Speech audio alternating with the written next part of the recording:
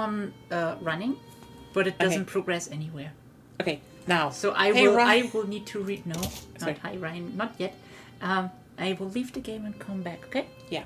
Okay. Now we can go to hi Ryan. Hi Ryan. Yeah.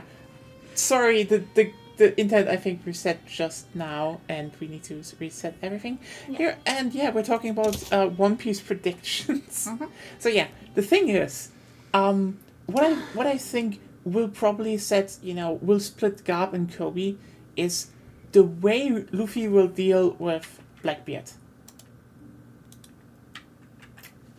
Because, and I know this is probably the most bonkers claim, but here's the thing. The only one who is, to a degree on the same code, pirate codex level as Luffy is Blackbeard. And the thing is, Luffy will try to, get Garp and other people out of there. And, how does he challenge Blackbeard? Because he probably doesn't want to fight him. Luffy's gonna beat him in a Davy Back fight. And that's gonna be the big rift. I disagree. I think Luffy would not have a problem with fighting Blackbeard because not a big one. He understands. No, I think he understands that Blackbeard has some fault with he knows that Blackbeard is the reason why Ace died. Yeah, but also I think he really really blames him. I think he doesn't. No, he doesn't have a grudge against Blackbeard for that, but he knows that Blackbeard is not his friend. But yeah, and I think he was also awake to see. Or was he awake to see when Blackbeard showed up at Marineford? Don't know, but he will have heard about it. Yeah, he would know that Blackbeard is a betrayer and a friend beater. Yeah. So Luffy has zero reason to not fight Blackbeard. Well, here's my thinking. So there will be a Davy Back fight at the end. I don't know with who exactly. Probably Blackbeard. It is set up. Probably Blackbeard or Shanks. But here's the thing. You can argue Shanks doesn't care that much about it. So you could say Blackbeard. Okay, why would that happen? Because they're more antagonistic to each other than Luffy with Shanks. The only thing I can imagine, because Blackbeard is a pragmatist, he will just hold them hostage, so you can't fight him. Yeah, but the thing is, because he is a pragmatist, okay? And here's the thing, he will do that because he actually thinks he could win a Davy Back fight, and also I think it will be proposed because a fight against Blackbeard's crew would still be one horrible fight. Just period. And the thing is, I think Blackbeard, because that's the important part. In one fan post site, Oda said, Luffy isn't killing his enemies, he's beating them because he destroys their dreams. He takes them away. And I think that is what will happen to Blackbeard. Blackbeard has a plan, a dream, but getting beaten in the Davy Back fight will, change the course for him.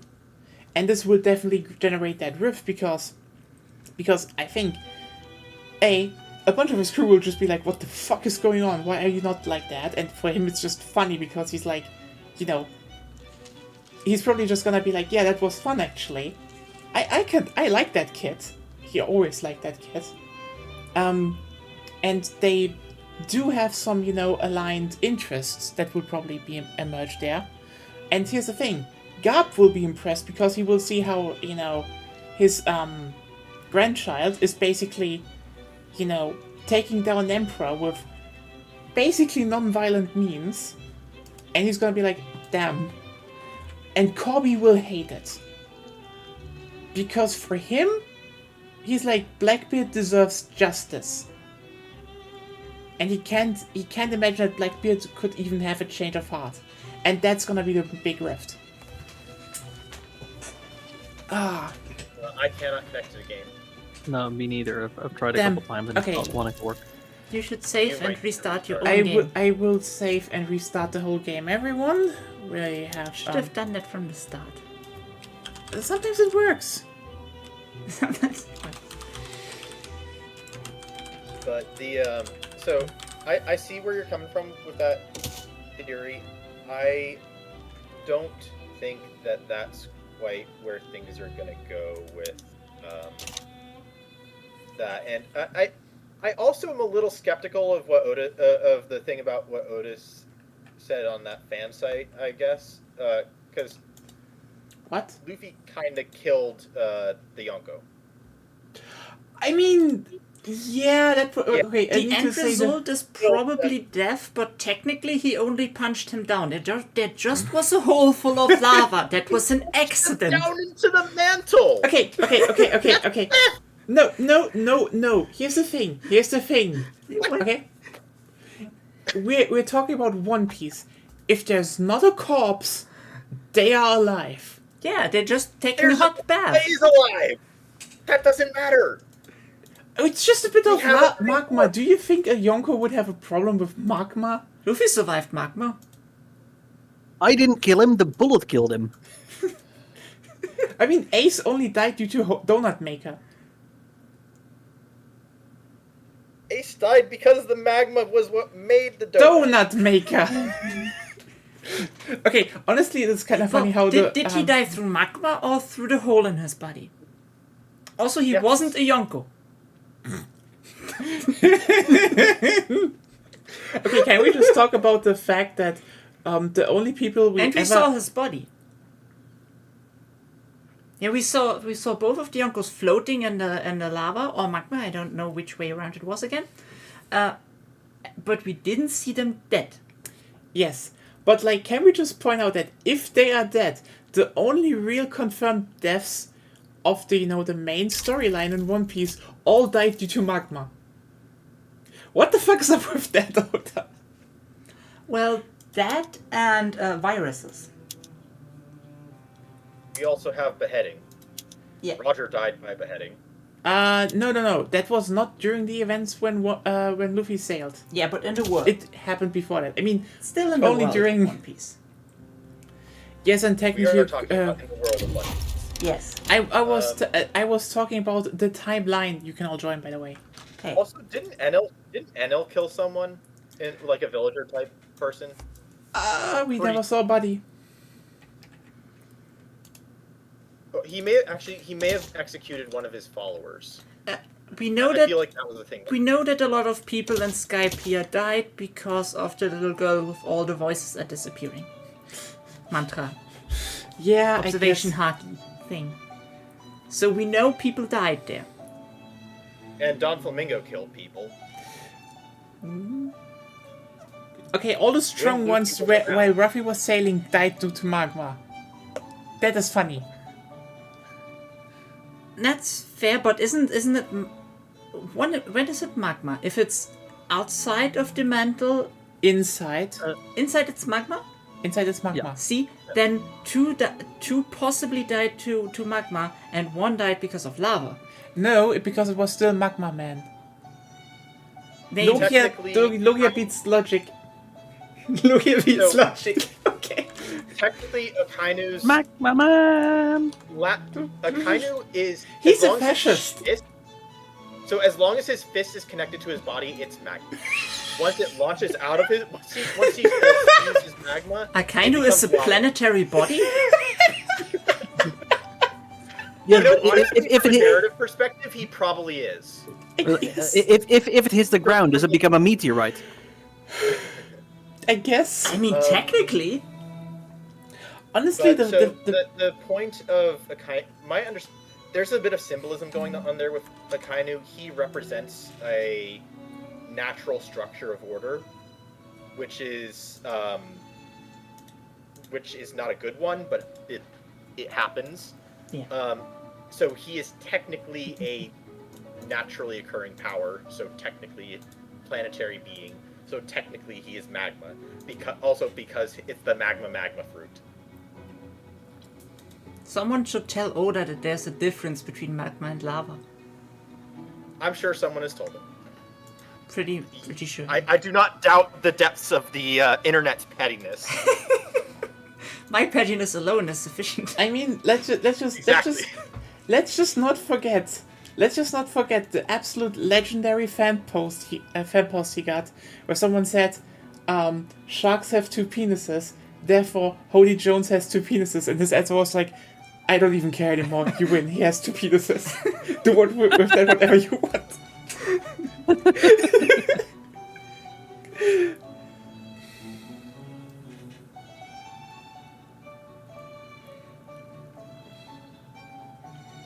The fishman biology is still weird. No, they're just fishmen. Still. Now, I don't think that there's a coherent biological standard for fishmen. I mean, there is still the most of the like special variants of people, like lunarians and the people in the sky and the people with long arms and everything. They all seem so artificial, as if they were made.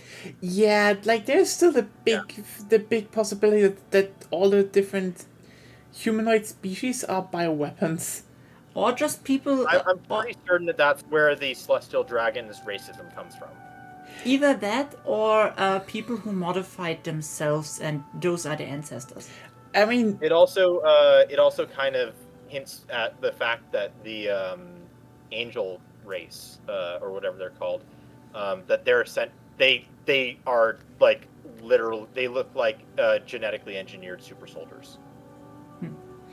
Yeah, there's a lot of stuff still unanswered, because like, how did, like, we just got glimpses in fucking Egghead. Glimpses. Like, and it's also fucking rapid. It's amazing. Goddamn. Read One Piece. It's good. We're all in, I think. We're all in? Yep, I'm in. Nice. I'm in.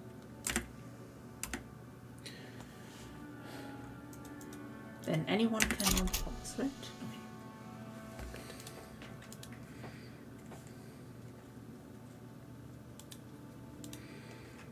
Ah. But yeah, it's good. It's good. You should read it. The Rajorno Republic is going to be fighting the U.S. Who? Above Uruguay. Oh. Yeah, I'm calling it Rajorno because their name name Rio Grande's kind of looks like the U.S. is supporting them because the little state to the north of them, the Catarinense Republic, is their puppet, and they're trying to become independent. And U.S. is backing the Overlord in the play. Ah. So it's I don't know why the U.S. is so hell bent on backing the Rio Grandense Republic. Happens in multiplayer that the AI can become very aggressive. Britain is generally like really weird. Yeah. They do lots of stuff. So yeah, how was the? Didn't I ask that already today? If the day was good, Ryan? Yeah. I have bad memory. Mood. Yeah. Brain is like, my brain is like, let's remember important things. Girls. Oops. All right. If we're gonna continue talking about girls, which girls do you like from Bleach? What? That's an obvious answer. It's Rukia. Yeah, Rukia. Okay. Sorry. Like, I don't think that. Be understandable. Yeah, I don't think that can be answered in any other way. Yeah. It's like you have a Rukia standing household here. She's like the best, and I could finally show Nya the Bankai. I know. You see, I'm part of the Yoriichi group. Okay, Yurichi is great. So, I mean, yes. She's good. Like, honestly, Bleach has some really good girls. The reason why I don't say Orihime is because Orihime is for Ichigo. Yeah, I mean, here's the thing. And Basically, she's Red Girl, which is kind of based. It's kind of sad that She's like a stupider version of Toka. A bit too stupid for me. but it's mainly because of the anime, I think. Yep. I do agree. The anime probably did. I think the anime did a little bit of dumbing down of her. Yeah, like she wasn't the smartest anyway, and I think I'm still like, no, she should have come together with Ulikyora. That's my thing. I mean, so aside from Yorichi though, Nell really was. I really like Nell too. I don't like the voice acting direction that they went, because her voice is so. I don't like her voice, but character-wise, I like her. And then Rangiku. Rangiku was kind of just. She's a good character, and she went through a lot. Yeah. Okay. She's been through a lot. She's very sweet. And then there's probably like a tinge of like the teenage horniness in there. For my appreciation of her. My ranking would be very simple. Rukia. The girl we just talked about, Yorichi. And then Zoifon. Remember her name, damn it. At least call her Cat Lady. I mean, yes.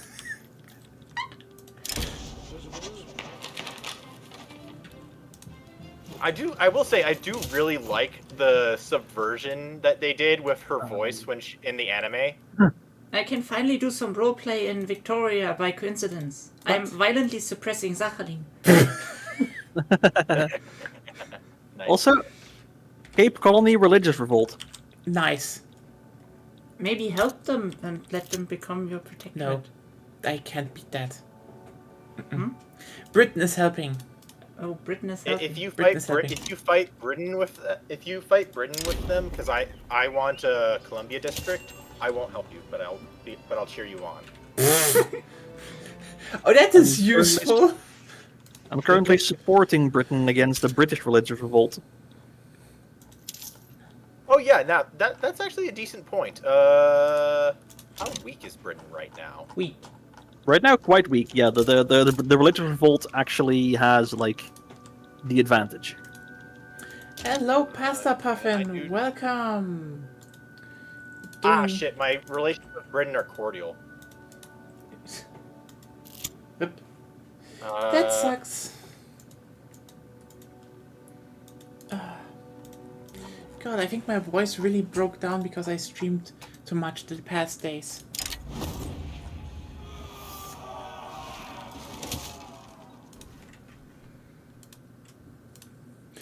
Why do I want to do a revolution now? I just want to get census suffrage first. Why the fuck are you doing this? You dumb industrialists and trade you. Why are you working together?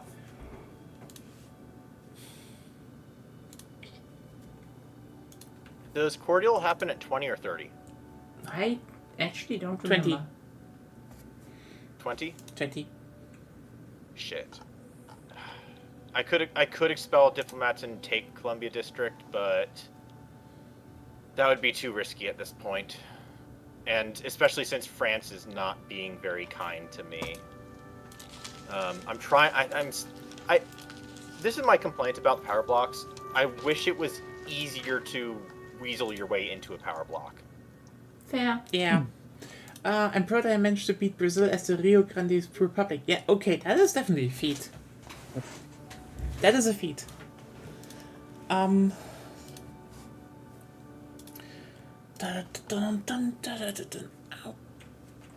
I mean, I can see how that can get done early, like from the start, because if you play your cards correctly, Brazil will lose out and they'll like flail a little bit, so it won't be good.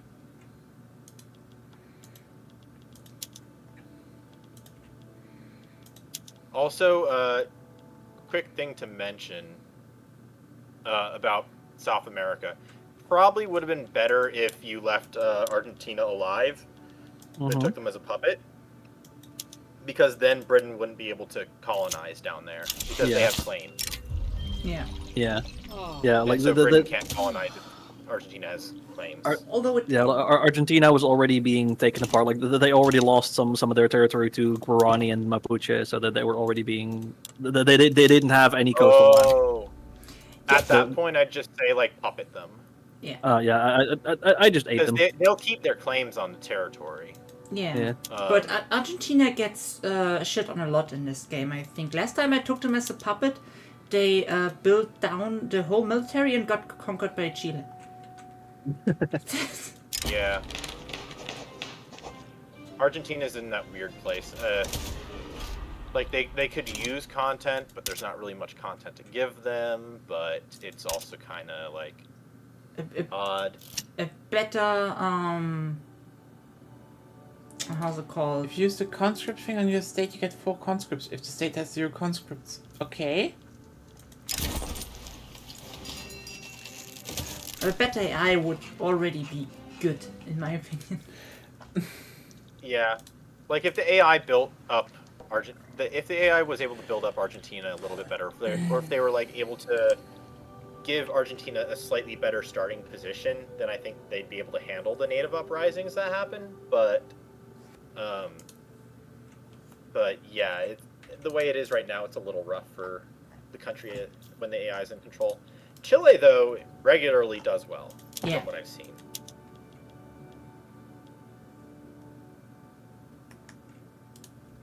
But I do think that Chile and Argentina should be realigned to go after Peru, Bolivia, like in the first 10 years. Like they should reliably be wanting to team up against that. With Brazil being like a random chance of, oh, I want to support them, or oh, I'll let them be, or oh, I want to get rid of them. Come on, census suffrage. Can you just... Because Peru, Bolivia happens too easily, and it didn't happen historically. Mm-hmm. Britain wants a defensive pact with me, but nope. Yeah, they're you have to beat about Britain. to die. And yes, I do want to steal Columbia District eventually. I mean... Just, like, go up the coast. As usual.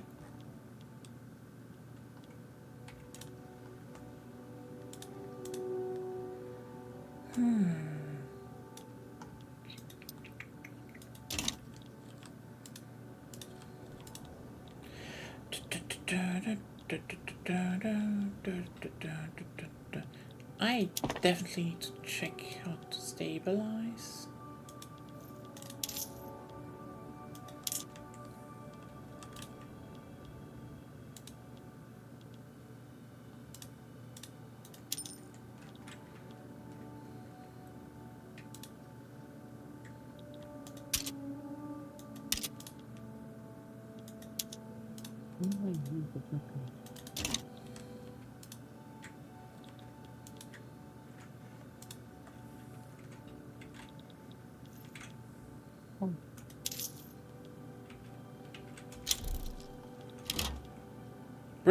Religious world now leads British Empire. Oh, okay. Okay, yeah, they have the power block. So. Oh.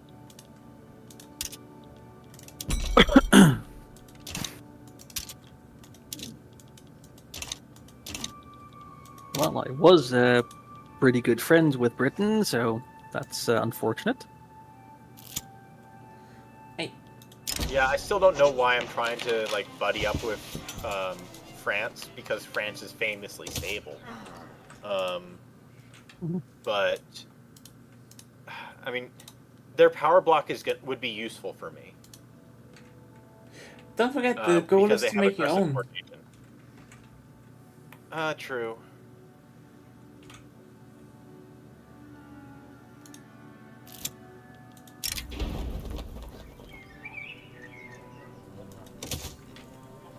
That said, I'm still not at the point where I can do that. But I just was thinking about using France's power block in order to get them to help me take out the U.S.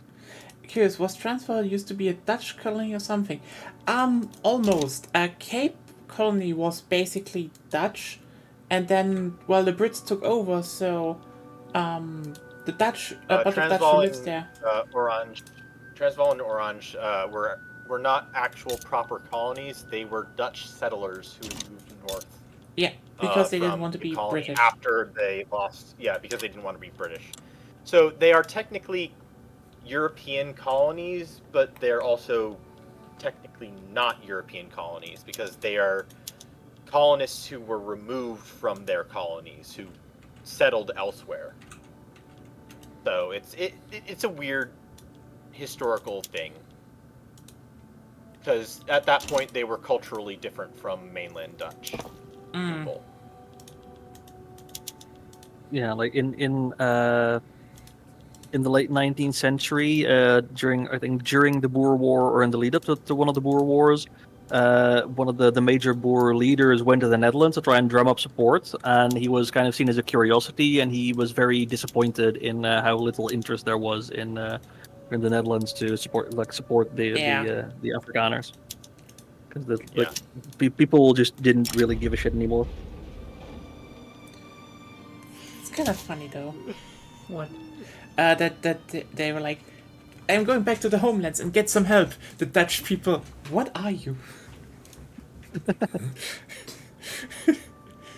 It's sad.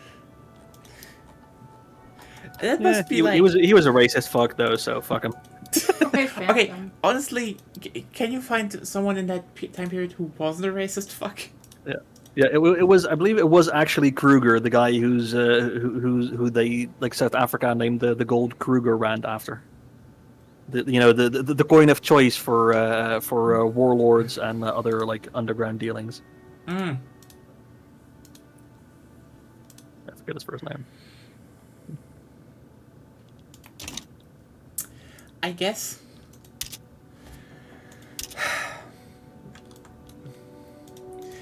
History. Da da da da. It's kind of something.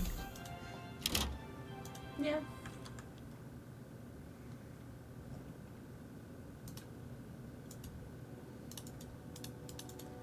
Then again, one of my favorite posts about history is like civil rights leaders.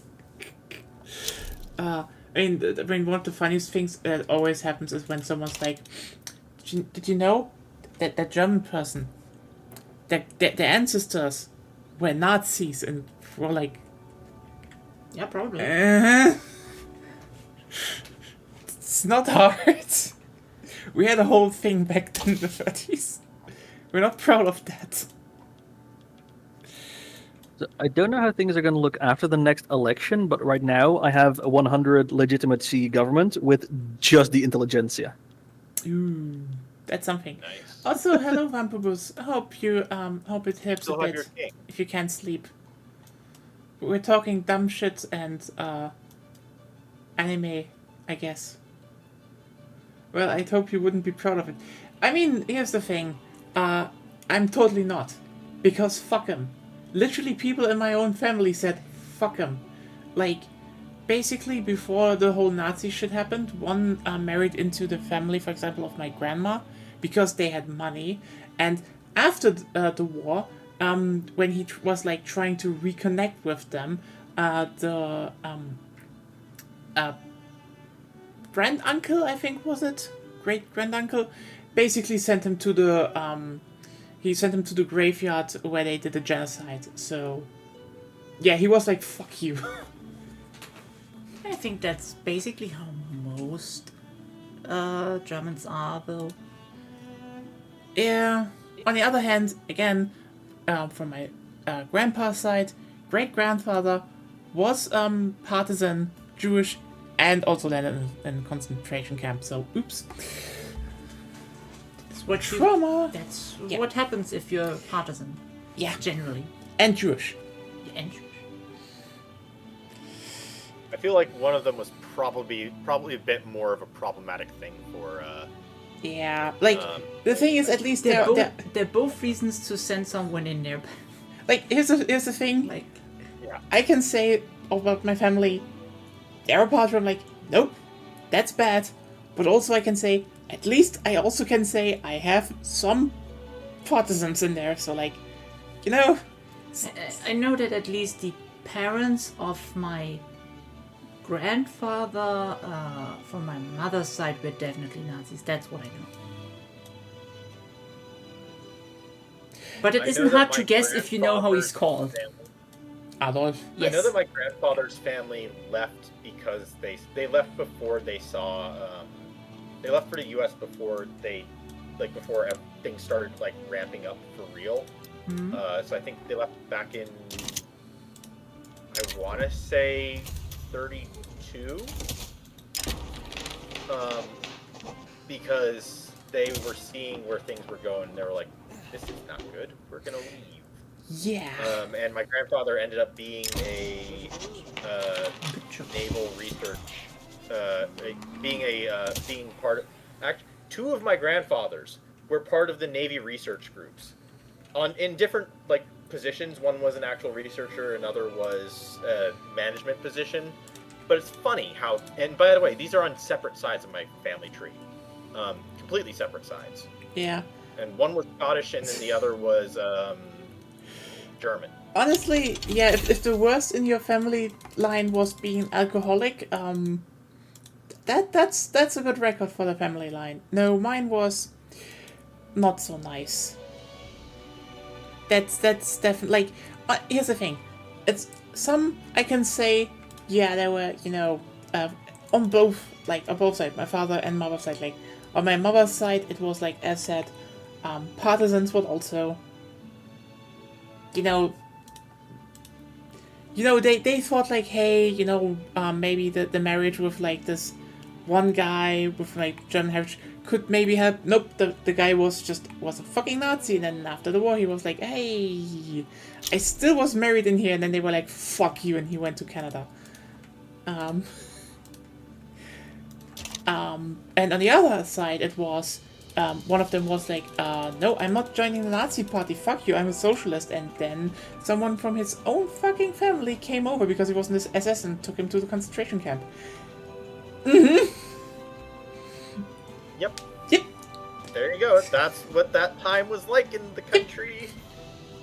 Yep. Yeah. And then for the U.S., we have something similar but different flavors with the Confederacy. Where our problem is less that our problem is reconciliation, which fair, it kept the country tied together, but also it created the hand-me-downs of Confederate Confederate appreciation and love and glorification and stuff like that. So Yeah. fun. Like, Yeah. pretty much every time when you are like, what did the Confederates do? Yeah, they fought for states' rights. States' rights to do what? States' rights to slave people. But it was about cultural states' rights to do what? And also historically, the states' rights argument only started after the war began. Yeah. And that was only because Britain was not too fond of not too fond of the slavery thing. Yeah, and like Britain was still the main, people that bought the cotton, so Yeah, the Union and the Confederacy were fighting over who Britain would support in the war at the time. Well, kind of. The Union was more of like, Britain, just stay the fuck out of this. yeah, but You already also realized how bad these people are. But also Britain was like, but the cotton. yeah, and then the Union said this great idea of just like, why don't we make it just a moral thing? And then all the Union soldiers were like, oh yeah, let's get those fucking traitors. It worked very It was well. kind of so. Everybody knew it was already a moral thing, not just from like a slavery point of view, but more of like a why the fuck are we fighting each other? Born in North Carolina, I know that my grandparents were poor, so I assume my ancestors were poor. Could be, yeah. That's usually how it works here. Most of so this is where I kind of hate a lot of what Northerners say, where people in the South are terrible, they're Confederates and all that. No, that's not wrong. That's right, that is wrong. That's not Because right. when, misspoke there.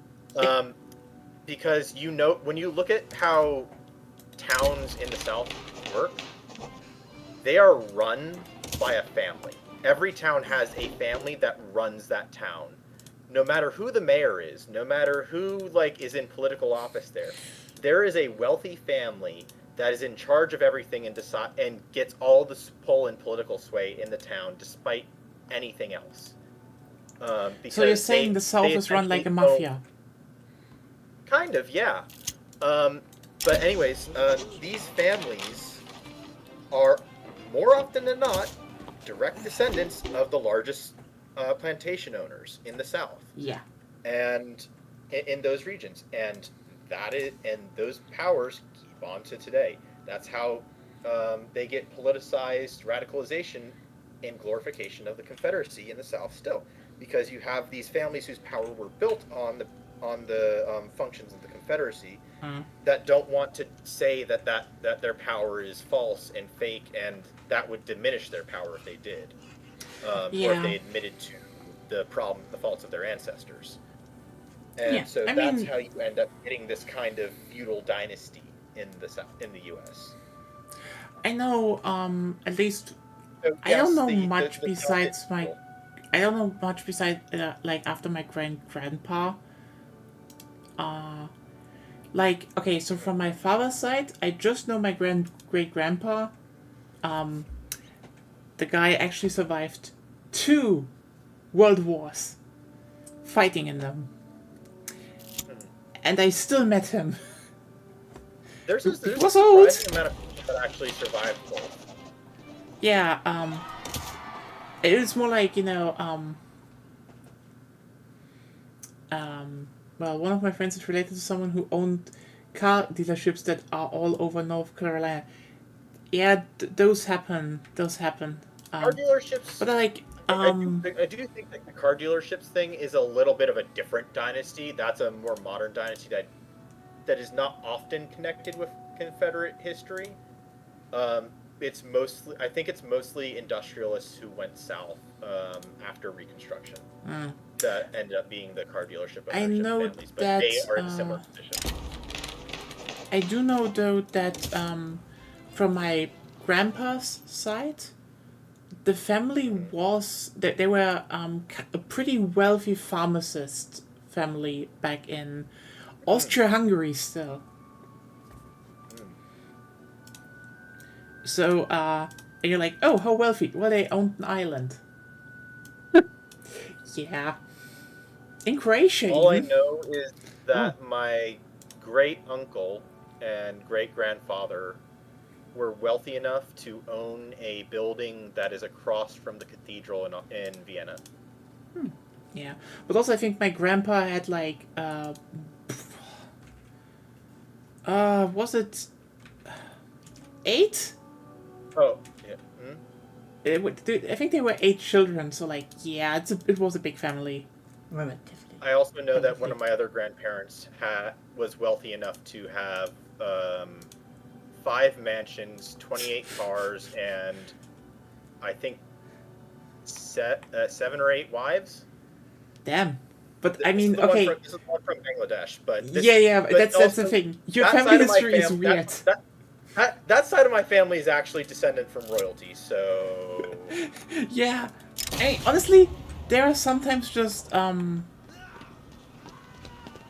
just for context for chat, my family is disowned from that side of the family, so I have zero connection with them.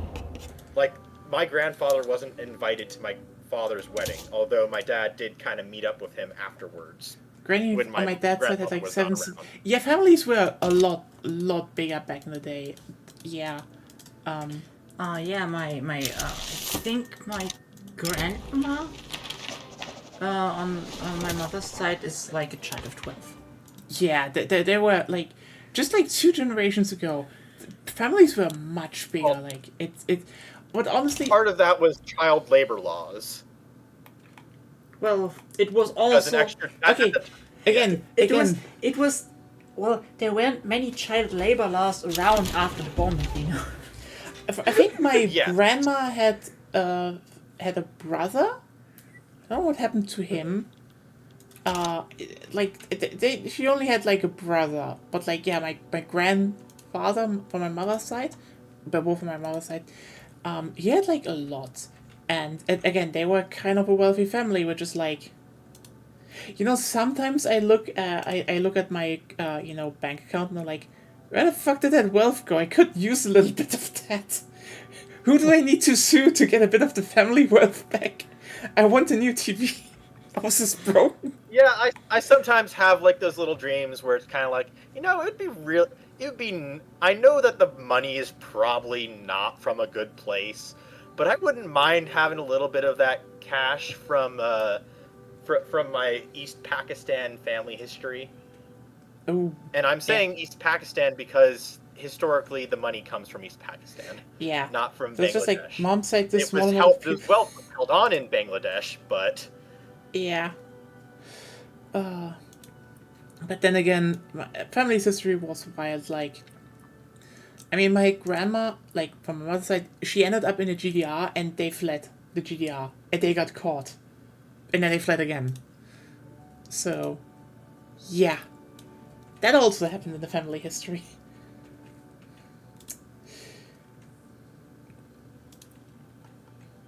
It's messy. It's very messy. Just yeah. Messi, the famed football player. Uh, That exists as well, yeah.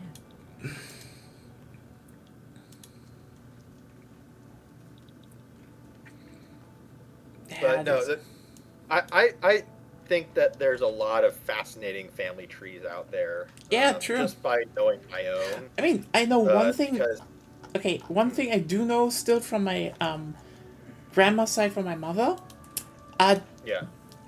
They were actually they were a line of they had money because they were knights. They were like, you know, Wow. good old actual knights from the Middle Age, like a knight family. Aristocracy, yes, but like they were knights. So knighthood, that was cool. from my grandmother's side on my mom's side, so this is the Irish in me. I know that her family, or her clan, if I remember correctly, her clan was quite influential.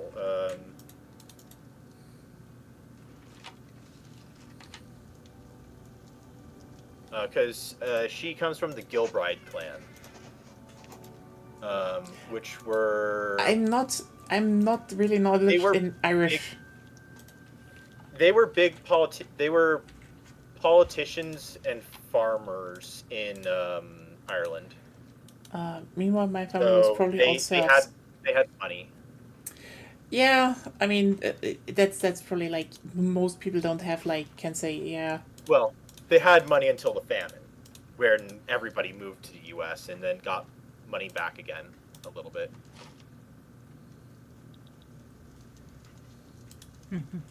As far as my grandfather, my German grandfather, honestly, I don't know his family history. I think his family were shop owners in North Germany. I don't remember where. I need to ask him about that someday. And then as far as my grandmother on my other grandmother, my Austrian Italian grandmother, who is from like Tyrol, South Tyrol, like that general area. I know that she she had she had like brothers and sisters who were wealthy. You know, Pastor Puffin, trust me, most of us don't. I don't really think a lot of people know anything before 1900s. That feels definitely more like... People who do know before the 1900s would be the people who know that their family are American, or like original American settlers. Yeah, and Mormons. Mormons are weird. Yes, and Mormons. That is an exception. Mormons are an exception to the rule.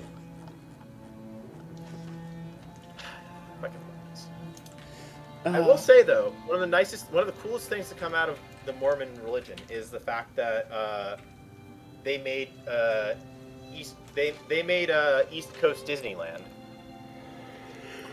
which is not actually Disneyland, just as a thing. They have a temple in the Washington D.C. area, which you can see from the highway that looks like Disneyland from the tree line. That's just Like so weird. like it looks like the Disney logo. That's so weird. Especially Yeah. since the Disney logo is based on the gay fuck castle.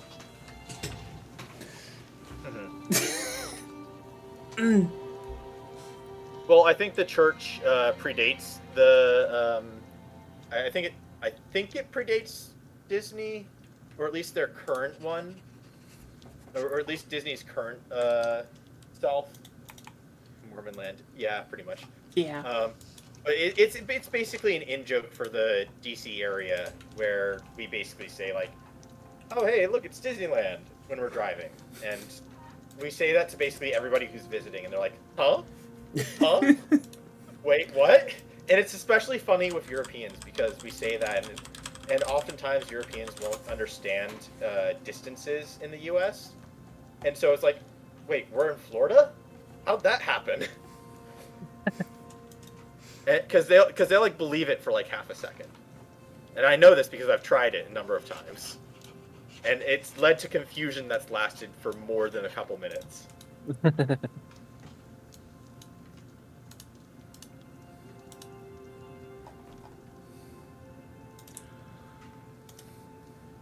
Mormon temples predate Disney. You don't know that. Maybe Disney predates Jesus. I mean, I think the Mormon temples, like Mormons had temples before Disney, but we don't know how they looked. If we ask Kingdom Hearts, then I don't know about that.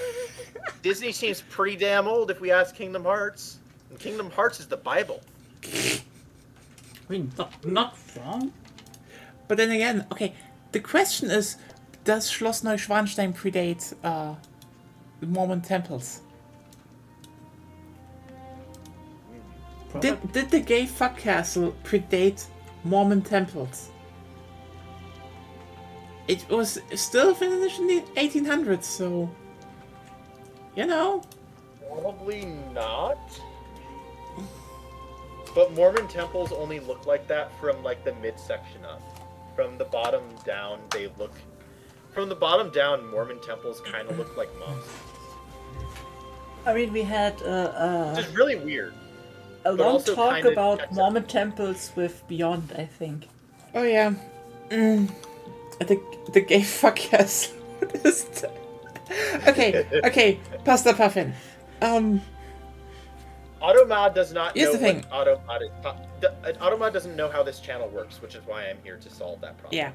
So, welcome to I Bavaria. think the game is frozen. For you, probably, For yeah. me also. Because it's not paused, but it's stuck on April 26th. For me it's May 3rd, Oh, so I'm I think... on Yeah. May 3rd. May 3rd. Yeah, I think You're something on- happened. I think there is a disconnect or desync, but the game Yeah. doesn't tell us. Yeah, Yeah. Let's Okay. save. let's see. And then all restart. You know what? I can actually go to the browser and... we're showing stuff on the browser usually. Where else would you show it? I know. You're out of the game. And Zep is also out. I'm waiting till you save. Yeah, I left so that just to get things going. And then I guess desktop again. Yeah. Let's just restart this. Wait, I wanted to do this. All right, it is actually 11 o'clock, so I should probably do. I need to prepare my foot bath first. Oh, yeah. I'm not saying I'm done. I just need to do something for myself medically tonight. Oh, So okay. give me a couple minutes. Yeah. Sure. I mean, it's When early Yang here had anyway. that problem, I Yeah, think she was 5 using a a.m. bucket. Yeah. Yeah, I've got a bucket upstairs that I need to fill up with hot water. Okay. Yeah. Schloss Neuschwanstein. It's pretty fucking famous. It was made by, I think, Ludwig II of Bavaria.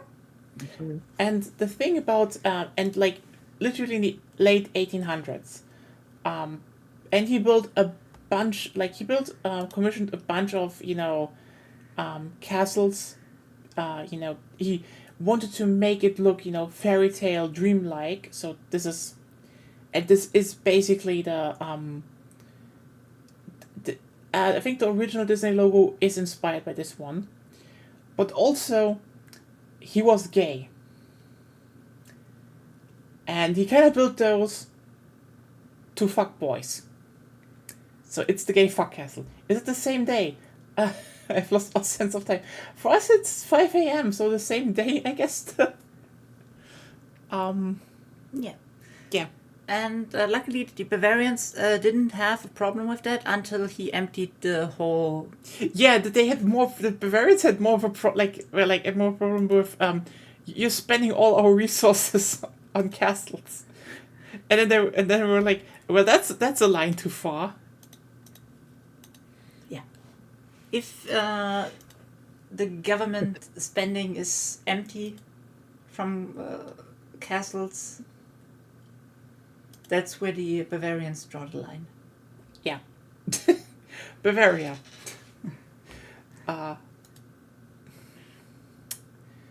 Honestly, it for me, it's always like a bit. I don't have the biggest problem. Like, it's so funny how a lot of people in Germany are like, Bavaria bashing, but like, How come you do it too?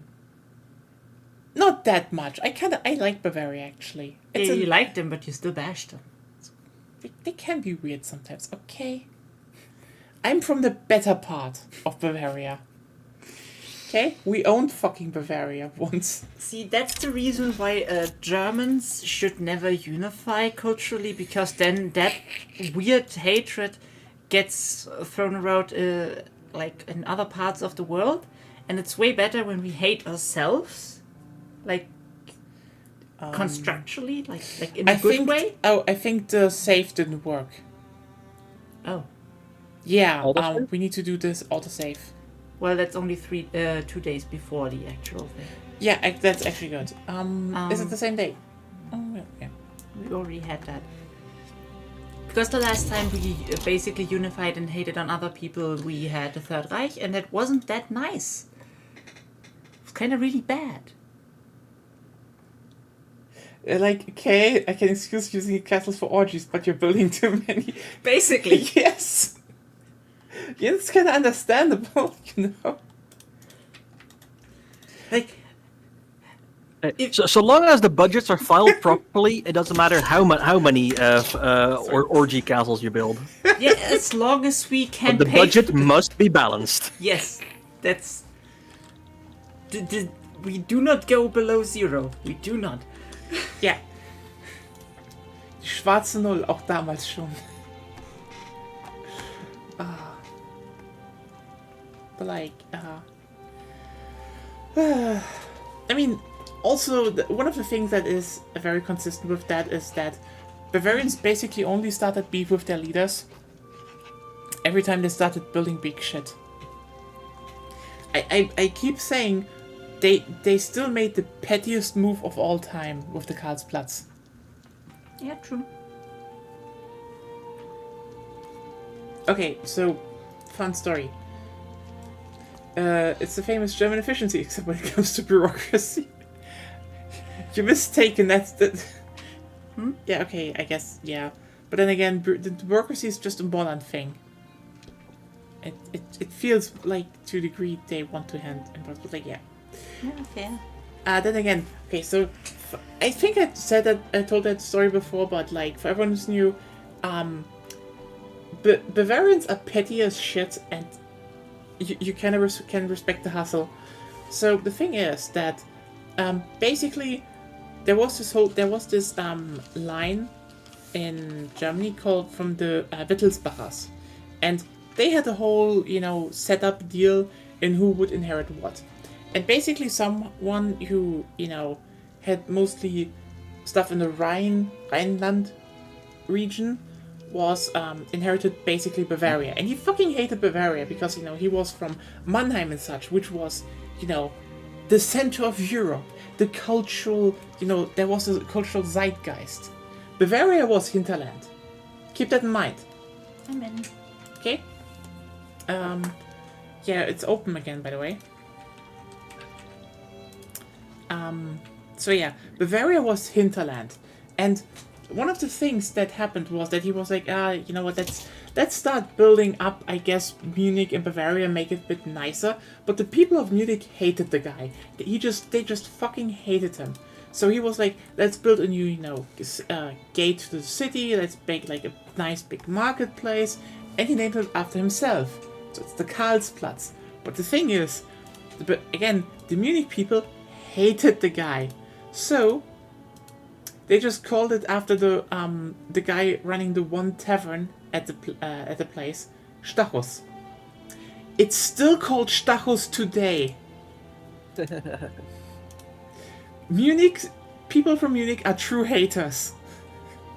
The guy died hundreds of years ago, and they still refuse to call the thing by its name.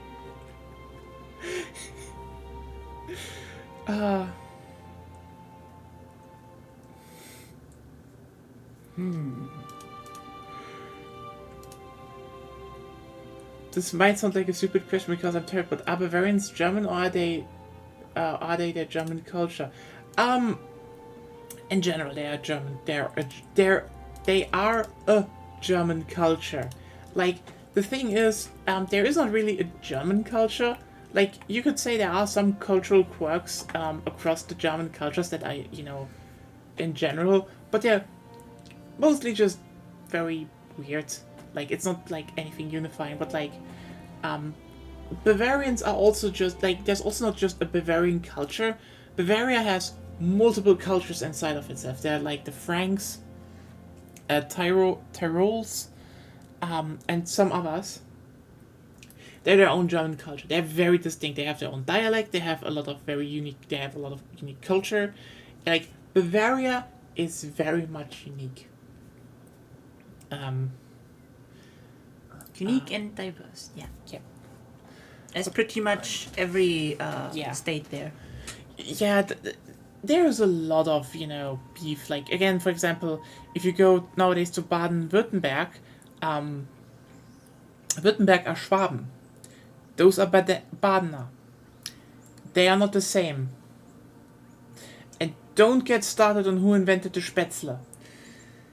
You will only piss them off. They can be hating on each other pretty much. That's why I'm saying we should just hate each other, so that we do not do another war. Because last time I looked, I think we had at least 3 small wars in that region over a bucket. Yeah, that happened. A fucking bucket. Did I start a conversation on the bucket? Are you joining, Zep? Oh. Yes, in a second. Okay. I'm relaunching the game right now. Okay. We were just talking about like the diversity of German states in their cultures, and it was just like, that's why it's good that we in Germany all hate each other to a certain degree, because last time we hated other people, it didn't went well. And like, based the observation about that in the region of Baden-Württemberg, there were 3 small wars about a bucket. Yep, I too have watched Oversimplified. Was that Oversimplified? I don't know. Some history YouTuber had a video on the bucket wars. I mean, there should be several. I'm pretty sure there have been several.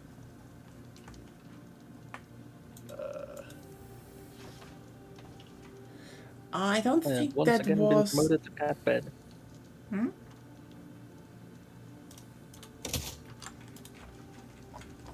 Okay, everyone is here. We can start, I think. No, Sepp hasn't his country yet. I don't think that happened because of that, because I think it was simply just a synchronization logistics thing, because he would needed to go to like... Nobody would understand the guy. He can actually speak German pretty well. I mean, yes, he's from Austria, but he can actually speak... Nobody understands the Austrians. He's actually speaking very normal. We want a German localization, okay? German. High German. Not fucking Austrian. Okay, you know what? He's not speaking Austrian. He's actually... No, from what I know, this was actually just a logistical thing, like, you know, getting people in the recording studio and such, and so they just hired someone else. Yeah. That was it actually. I mean, then again, he only actually, like, I think the funniest, the most interesting part is how you how the Terminator movies only turned out how they are because of Arnold. Because, like, the Terminator was supposed to look more like,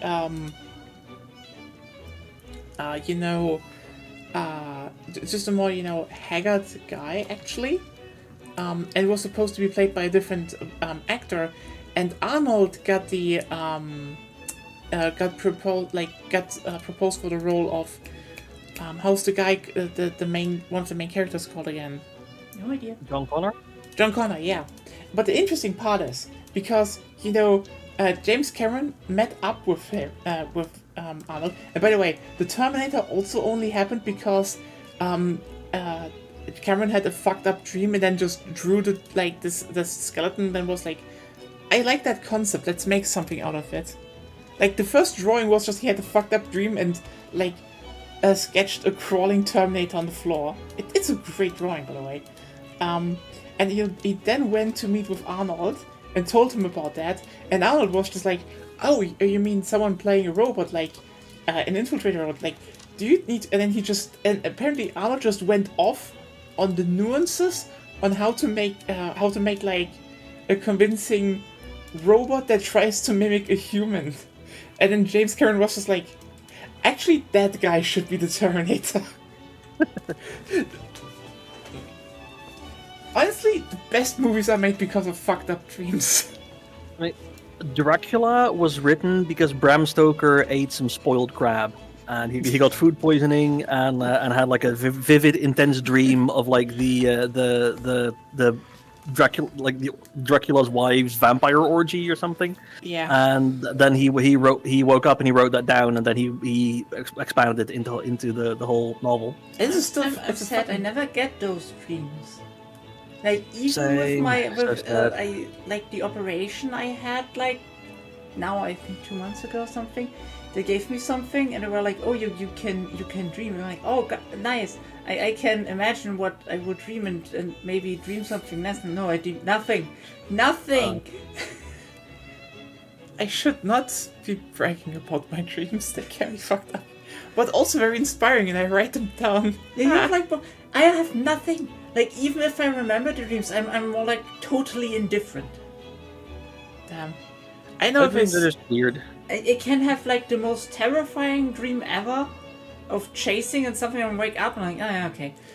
but yeah, by the way, Lena, I don't know if I sent you my weird writings I kind of work on, but they literally come to me in a dream. Yeah, you did.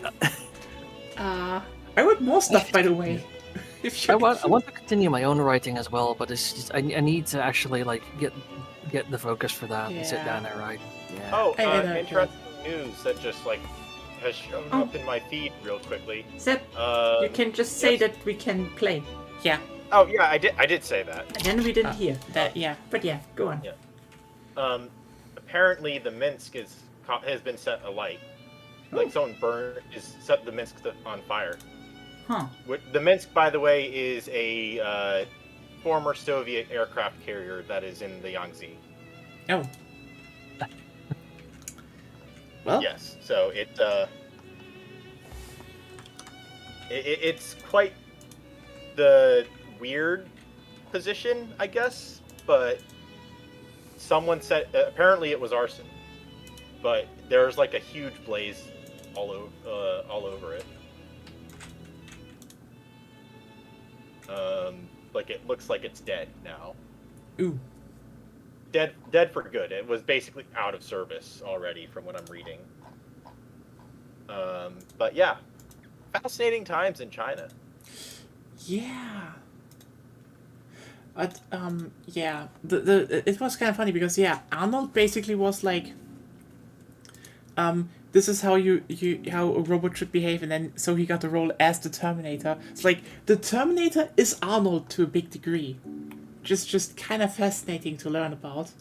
But also, it's kind of funny if you think how we only got Arnold as the Terminator because he did the whole thing on acting in front of Cameron, and then basically Cameron was like, you know what, let's throw that average looking scrawny guy and let's go with fucking Arnold. Which is just a wonderful idiosyncrasy in terms of wait, shouldn't he stand out? But then he just works as an infiltration unit. It's kind of funny.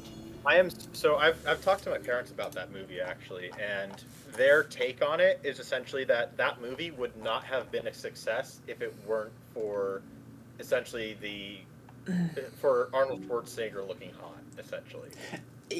I get it. I'm not saying that it wouldn't have it was a bad movie and it wouldn't have sold at all. I'm saying that it blew up in the way it did because of Arnold. I mean, you know what? To a degree, it's still a great movie. Yeah. To a degree, I would say I kind of want to see I would love to see a Terminator movie with the original premise of a more normal looking Terminator. But, and that's the big but, because if you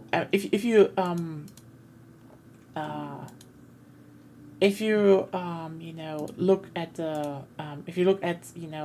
if you hear how he got a role because he talked so much about how to act it, I think his presence in the movie sells it so much more.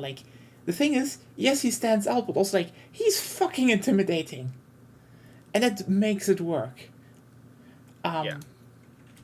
That's one of those it's one of those presences that no one else really got. The thing is, what I'm saying, it's the zone of hot scary that say Rambo fits, for example. Yeah, but he gets it in the way that he's imposing, he's big, but also his movements are when he acts the Terminator, he really perfectly weaves that line between almost his human actions and motoric. They feel almost human, as you're saying. Yeah. It's uncanny. It's not quite there. Yeah. Arnold sells that movie and hard. And I mean, one of the most funniest extra thing is when they were making the second movie, it kind of was I guess with they were I guess Cameron was told they were doing it with or without him. I think Sylvester Stallone couldn't pull off the Terminator as well. No. It's more back then it was probably more because they know each other, but they are a different kind of they do similar things, but they are different flavors of the same thing. Whereas Arnold, as you say, is more of the intimidating aura. But he Sylvester is more of the swagger and cool aura. And the thing is, because Arnold really went into the whole being slightly uncanny just with movement patterns, it's just that is hard to pull off. And he nailed it, which is that's just impressive acting skills, is what I'm saying. And then Arnold became governor of California, and then he became socially very famous, and then he slept with the housekeeper. As Republicans do. The thing is, what I want to say is that well, if we're listening to Jib Jab, the Republicans sleep with each other in the Senate bathrooms. And on doing Grindr. BDSM. But no, what I want to say is that I think the funniest part about Arnold is that he usually just gets cast in roles with pretty bad directing and stuff. I think if you look at the Terminator, Arnold can act if you give him the right roles, and a lot of people don't do that. In a way, Arnold is very similar to Nicolas Cage. Nicolas Cage is probably a more modern version of Arnold, minus the bodybuilder and minus the cheating on his wife. Yeah. Nick Cage is just... It's not just Nick Cage. I mean, Arnold lives for also the more goofy roles, but like, yeah, he can sell roles. I am so disappointed. So I hope you all don't mind me saying one thing about the Deadpool movie. I haven't seen it, Nick- so please not.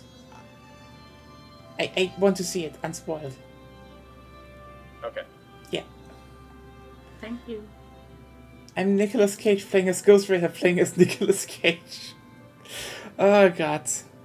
Nicolas Cage is amazing. Essentially how he did his. That's essentially how he played that role. Yeah. Also, hello, the tippers. To an extent. But yeah, no. I think one of the interesting parts about Terminator 2 was basically Cameron got told we make the movie with or without you, and he's like, I guess. And then he was like, Arnold, hey, can you maybe do the dad role? That sounds good. And Arnold was like, yes. And like one of the funniest bits is that. A rom-com? What? He was in a rom-com doing that, wasn't he? I don't know. Or... I think one of the funniest bits about that, about why the second movie is like turned out so iconic was, basically, Cameron was like, hey, like the actress of Sarah Connor, he called her and was like, would you come back for the movie? And she was like, only when I can play crazy and more wild stuff compared to the first movie. That's why she is actually in the mental asylum at the beginning. Because the actress was like, you give me action role, I do it. And I can just go wild with acting. That was the deal. This is why it is.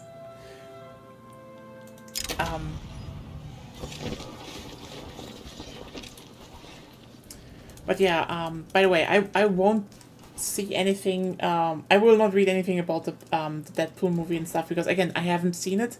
I do not want to get spoiled in any way, until that is the case. But I have like 2 other friends that I talk with about Marvel shit, and neither of them have seen the movie yet. Aww. So I am like dying here, needing to talk about it. Yeah, sorry. We got to go to You cinema. can't talk about it. Just mute your mic. Just mute it. Just. But no, it's just kind of cool to. Also, one of the funniest bits about the Terminator 2 movie was because there was this whole rivalry going on between Stallone and Arnold, and they were like, how many people can we kill in the movie? And then Cameron was like, Arnold, we're doing like a more pacifist thing here, and he's like, but I need to do some cool action scene. And it was like, but what if you just precisely shoot people in the leg? That whole setup was also an internal gag on that whole rivalry. I fucking love the Terminator movies. They're great. They're great. They're just great. So talking about Arnold reminded me of The Usual Suspects, which I saw when I was probably too young to see it. And so I looked up the movie. Giancarlo Esposito is in that movie? What? Have you not seen The Usual Suspects? I don't think so. Or I am remembering...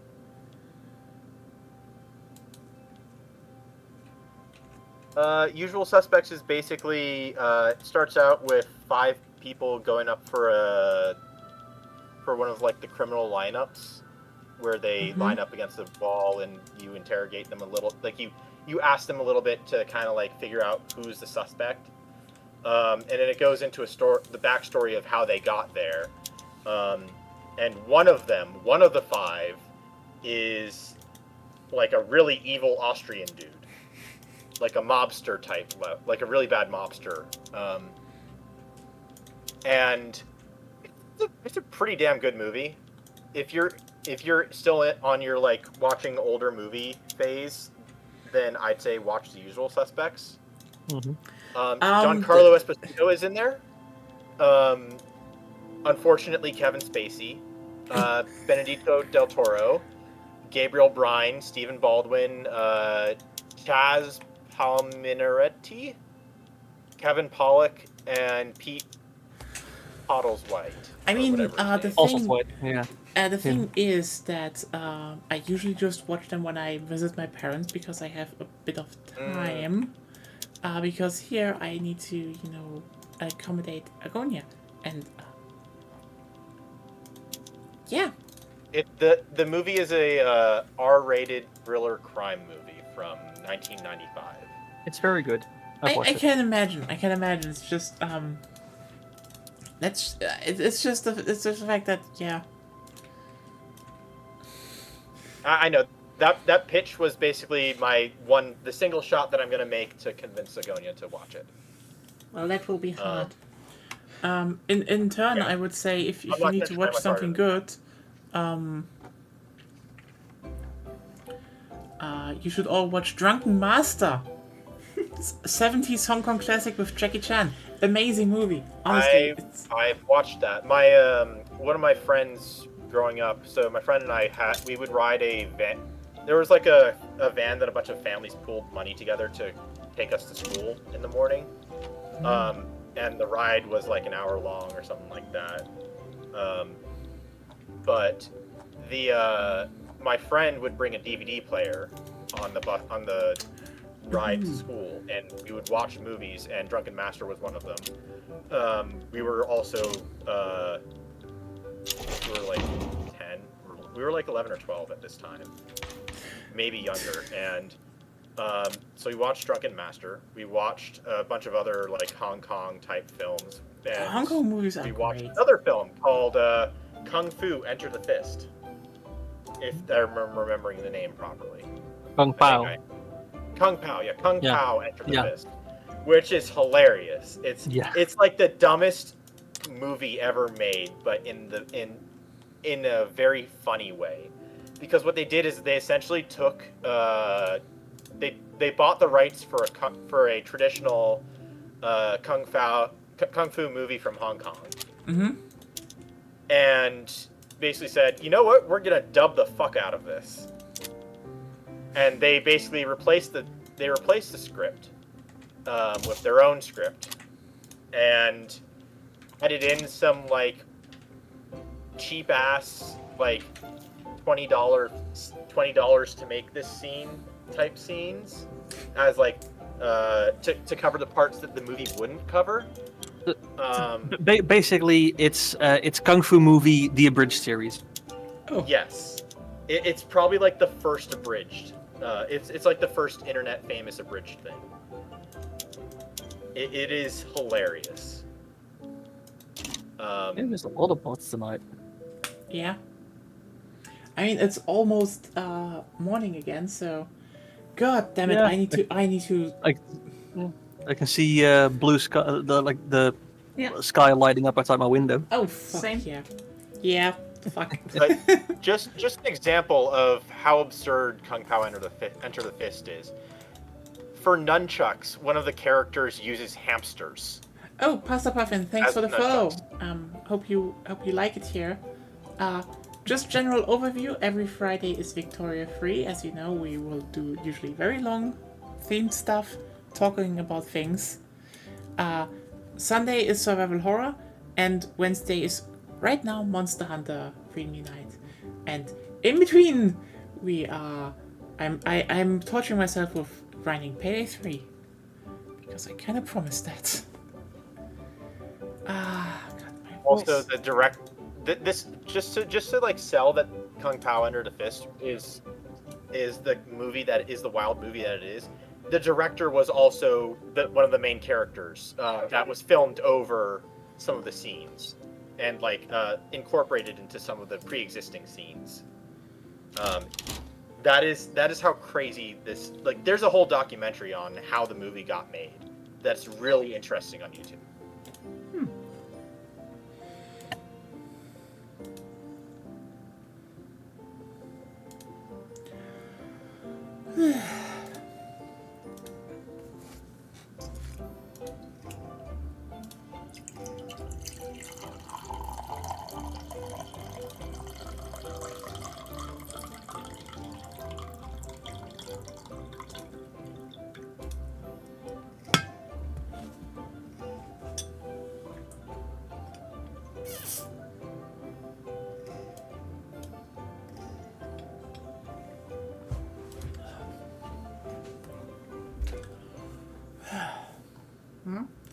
I'm still building my way out of debt.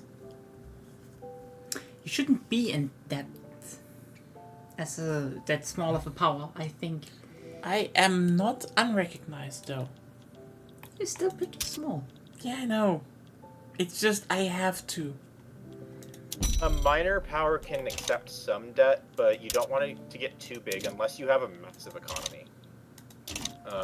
Which is also me like making an excuse for my debt.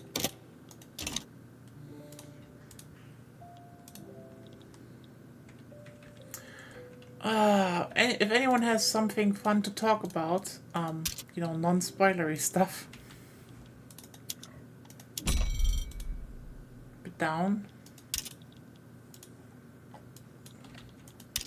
And it's not really a spoiler because it's not out yet, but the sad news is that we're gonna have to wait another 2 or 3 years for Across the Spider-Verse. Oh. Well, that's obvious. I have Yeah, not played Once you were- Human. Sorry, The, that's more like. Yeah. But no, the movie was a little too way too optimistically put at being maybe for 2025, but it's looking like it's going to be late 2026 at the earliest. I mean, it's kind of obvious that thing will require a fuck ton of work. Yeah, So. because yeah. originally the first two movies were originally like made at the same time, and it was just split into 2 movies, if I remember correctly. No, it was supposed to be a 2-parter, but they wanted to be way quicker, and then, A, COVID, and B, they realized, no, we can't crunch our people to death more. So they stopped, and it got delayed, which is good. I can wait for a good movie, even if it sucks. Oh yeah, they say, they also say, how's it called? They said the next Avatar movie is gonna be out in 2025. Oh, that's fast. Oh yay, more of racism movie. Yeah. I mean, I've said this before, but I'll say it again. Avatar is just pro-racism movie. what? It is. Yeah, it's a pro-racism movie. Has to. It's racial superiority of the Na'vi. Not really. That is what it's Not about. really. It's more like. Well, it promotes it. It's against I know it's colonialism. anti-colonial. I know it's anti-colonialism, but it does support. It does provide a narrative of Na'vi supremacy. Not Where the really. fuck did you read that into that? I watched it. Yeah, but still. like. I mean, they're connected with. It's a very simple. Like. Yeah, it's like I don't know how you got to that point because it's like not really. Like it's their planet and they're connected. Like the message is so obvious. It's like yeah, they're connected to the planet. Stop colonializing it, and the humans are like, we will though. Like it's not about that. No. I mean, the movie can have 2 narratives, and I will agree that the racial supremacy thing is not a intended narrative, but it's there and it can be surmised from the movie. And which scene would you even It's possibly like, can? what? In which scene can you read Navy supremacy?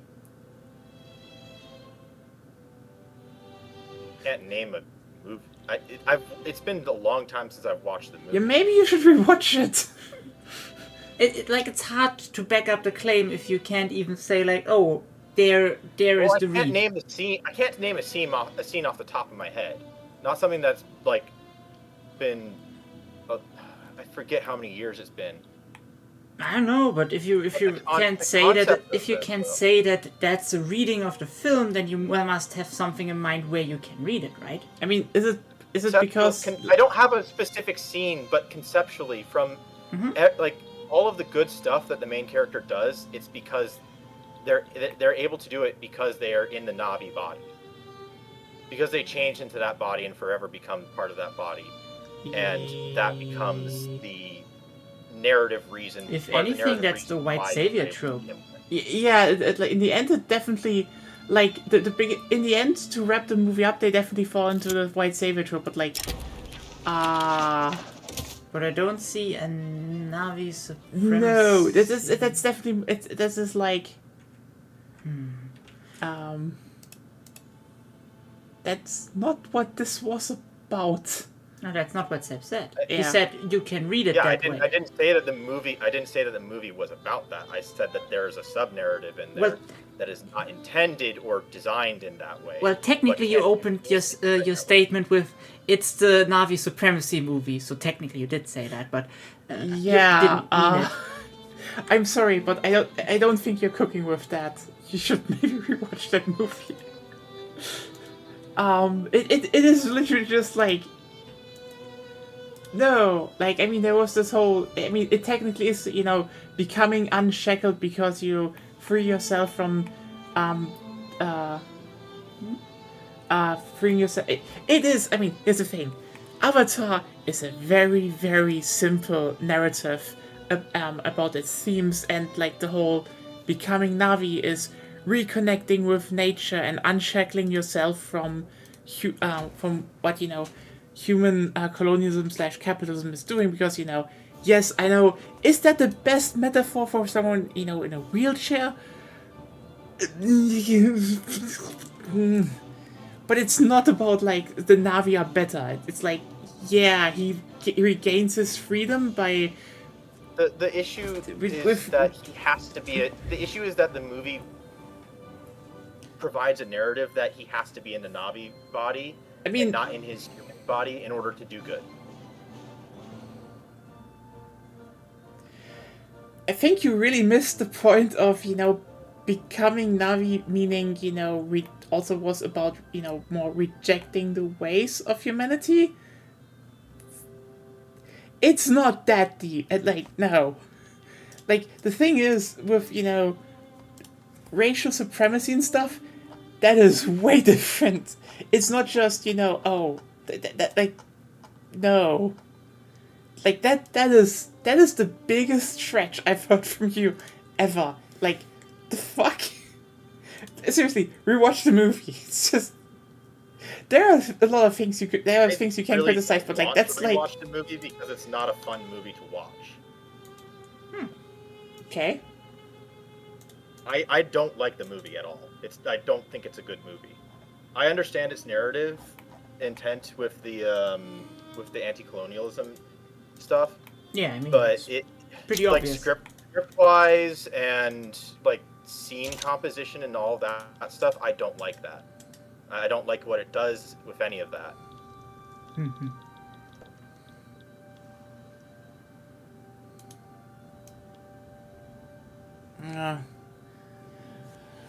Like, I do kind of get that. Like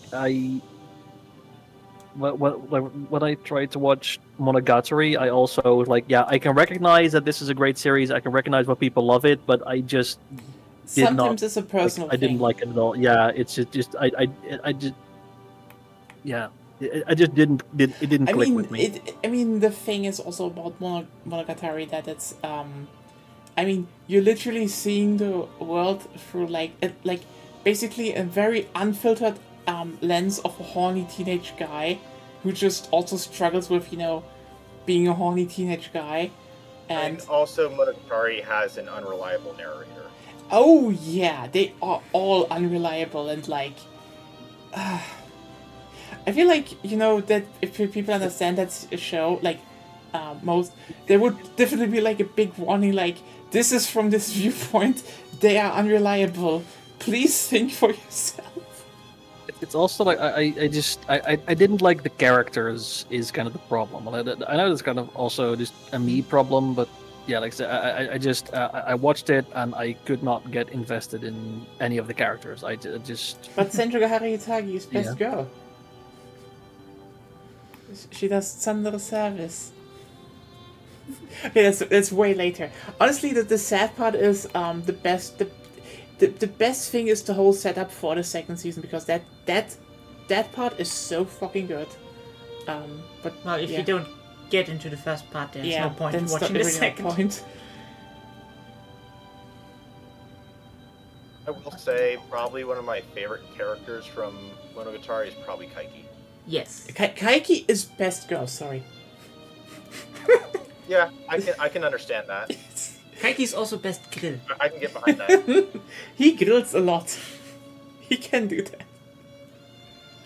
If I were to invite any character from the Monogatari series to a barbecue, it would be Kaiki. God, that guy is just like the best fucking character arc of the whole series. And I know that he would attend happily because free food.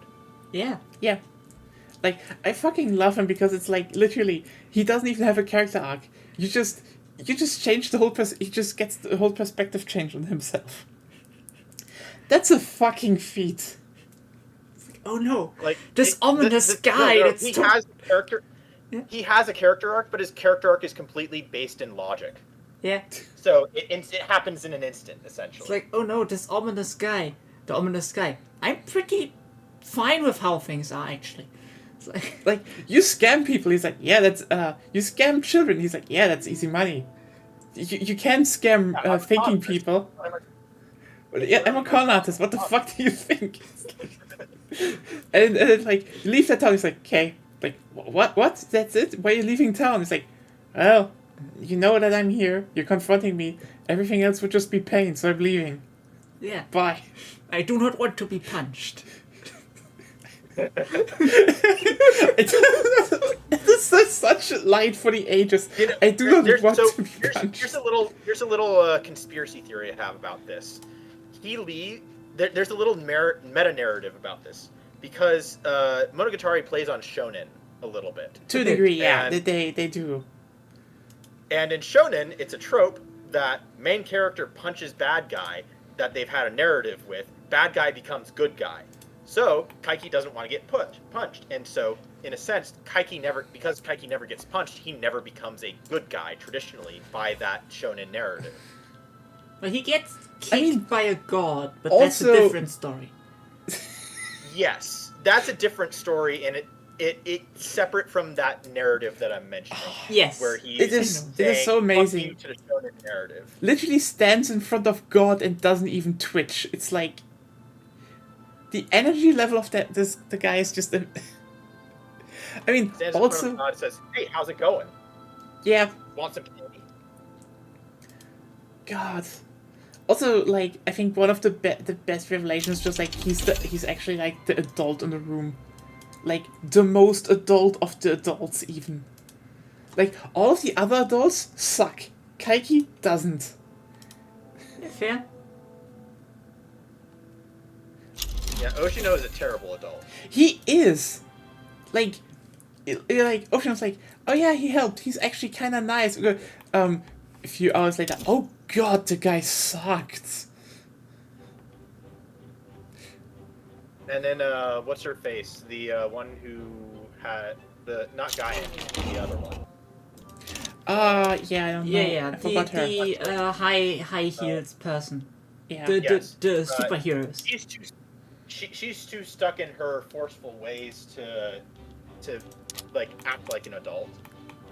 Yeah. Because she's still acting like a kid and solving things with violence, and then Oshino is just too much of a joker to grow up. Yeah. Yeah. All right, I gotta go let the dogs out real quick. You don't have to pause it for me. Okay. Because it'll be real quick. Okay. Oh god, Kaiki's just fucking amazing. Seriously, I think if you got there, Lena, you would also fucking love Kaiki. He's just amazing. And amazing leitmotif again. Oh.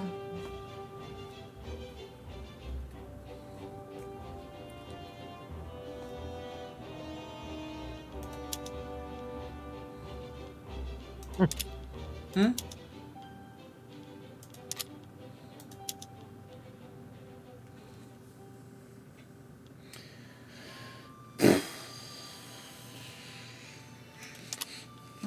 I'm just thinking what I should do next. Yeah, I should definitely weaken the... If you can get it through, yes. I always got them through somehow, for some reason. Yeah, I don't have that luck recently. Yeah. Oh, damn, I might be getting into the plus again. Woo! Ah, God. Oh, it's getting late, though. Or early?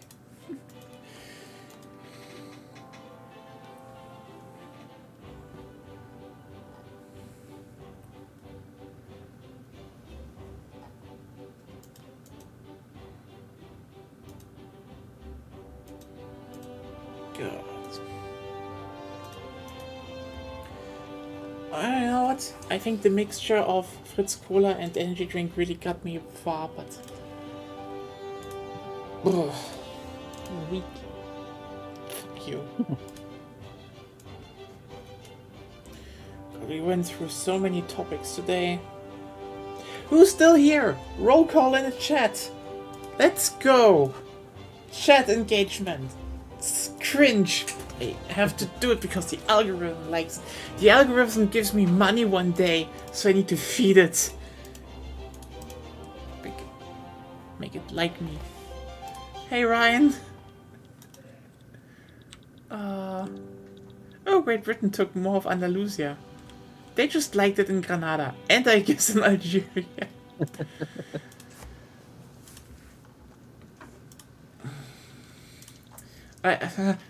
Britain invading Algeria to spread turfism before boxing becomes popular.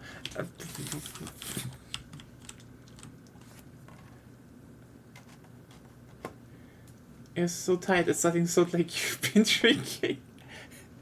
I drank CBD tea, so that's also not helping. Not? No. Why are you awake? Why shouldn't I be awake?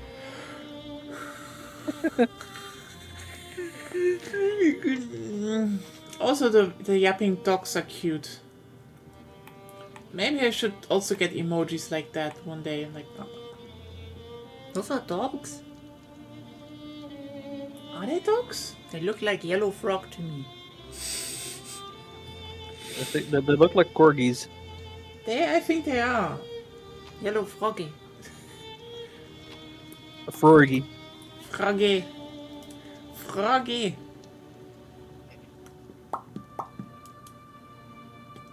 Yeah, 6 for me. And I still have to stream Payday 3 today. Woo! I hate it. It's 6 for you and it's 12 a.m. for me. Almost. God damn it. Maybe we are stupid. I would agree with that statement. Shout out to Stupid Gang. Oh god, don't make me forget that I still need to download the game for Sunday. You have a whole day before that. But like maybe I forget. Maybe. Maybe. You forgetty spaghetti? I need to decide on a game for Sunday. I can't just pull stuff out of my ass. You can't? It's gonna be Evil Within 2. I kinda want to finish that before I get to Ghostwire Tokyo. Hopefully Crafton also bought those rights because I want to see a second game. Also shout out to Crafton. Like, you know what? You may be making PUBG, but if the PUBG Money Save Tango game works, I'm fucking down for that. That's a good move. PUBG was a good game. Yeah, it's more like, you know, they make money with their live service game to funnel it into, you know, not live service games. It's good. It's good. I like that.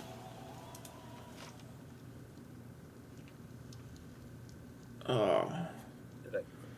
Still need to make plans after. I mean, Monster Hunter Free Me Night is also ending soonishly, I guess. Yeah. Depending on... And I can't stream Space Station 14 all the time, especially when I have to stream Payday 3 for some fucking reason. Don't forget Tuesday at I think 7:30 your time. Is Civ 7 is going to have its gameplay reveal. Oh yeah. Wait, isn't Tuesday Gamescom? Is it? I think it's Gamescom time. Let me So Let we me check. can't actually watch Strike Widgets together because it's Gamescom Why time. do we need to watch Gamescom? The algorithm wants it. No, Gamescom is Wednesday, so it's the day Yes, after. but is the opening night live not on Tuesday? From what I'm reading, it's August 21st through the 25th. Wait a second. So it seems like I don't think there's anything going on the 20th. Da, da, da, da. Opening night live. Jeff Keighley announces it's on the 20th at 20. Fuck. It is. Next. Well, that's after the show. That's still after the showcase. Okay, I guess, but like, I guess. I mean, we could maybe watch 1 or 2 episodes in the beginning. Before that, Yeah, and then... you just watch the episodes until Gamescom. That's your solution. Yay!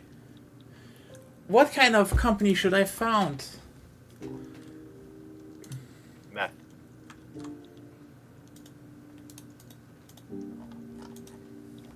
Math seems good, yeah. I don't have meth. Make math. I can't. Why not? I can get colony growth speed. That's useful. I think meth still sounds better option. Yeah.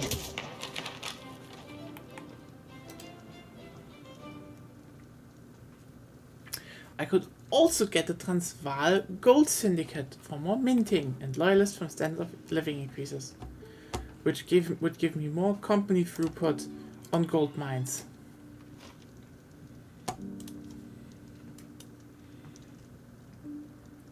Does it sound that bad? I don't know. What do you say? What? I say you sound like you're losing it. Why do you think that? No, Sick. I am normal. I can think. Also, For what? you say this is a Friday stream, but the majority of the stream has been on Saturday, technically.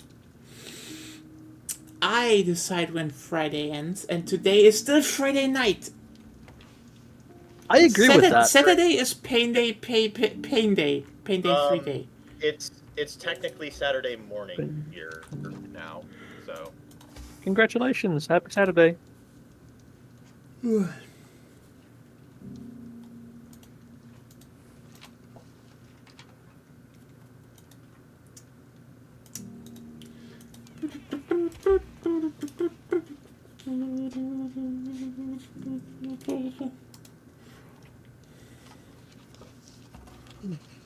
The wall is orange. The what is orange? The wall is orange. You mean your hair? Your fur? No, the wall. No, that's just because of the lightning. Now, try to be normal again. You don't get to slur your words until you're awake for 3 days. I am Fucking old. poser. Shut up. I can't do this anymore. And yet you are. Yeah. You're the only one who can set us free. You all can just say we stop now. We just leave now. It's 6 a.m. That's probably not a bad idea. Yeah. Yeah. Transvaal is a thing now, and I am on my way to making money. On my way to making money. Yay. Yay! Yay. You can say that as many times as you want. But it won't change whether you're making it or not.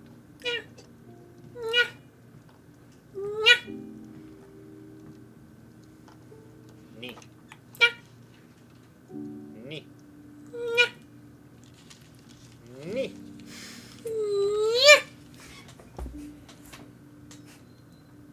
Neat.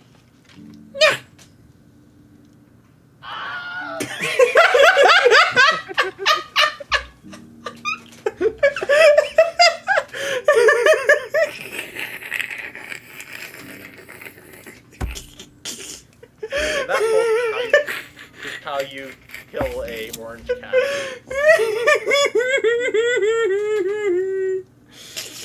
Fair.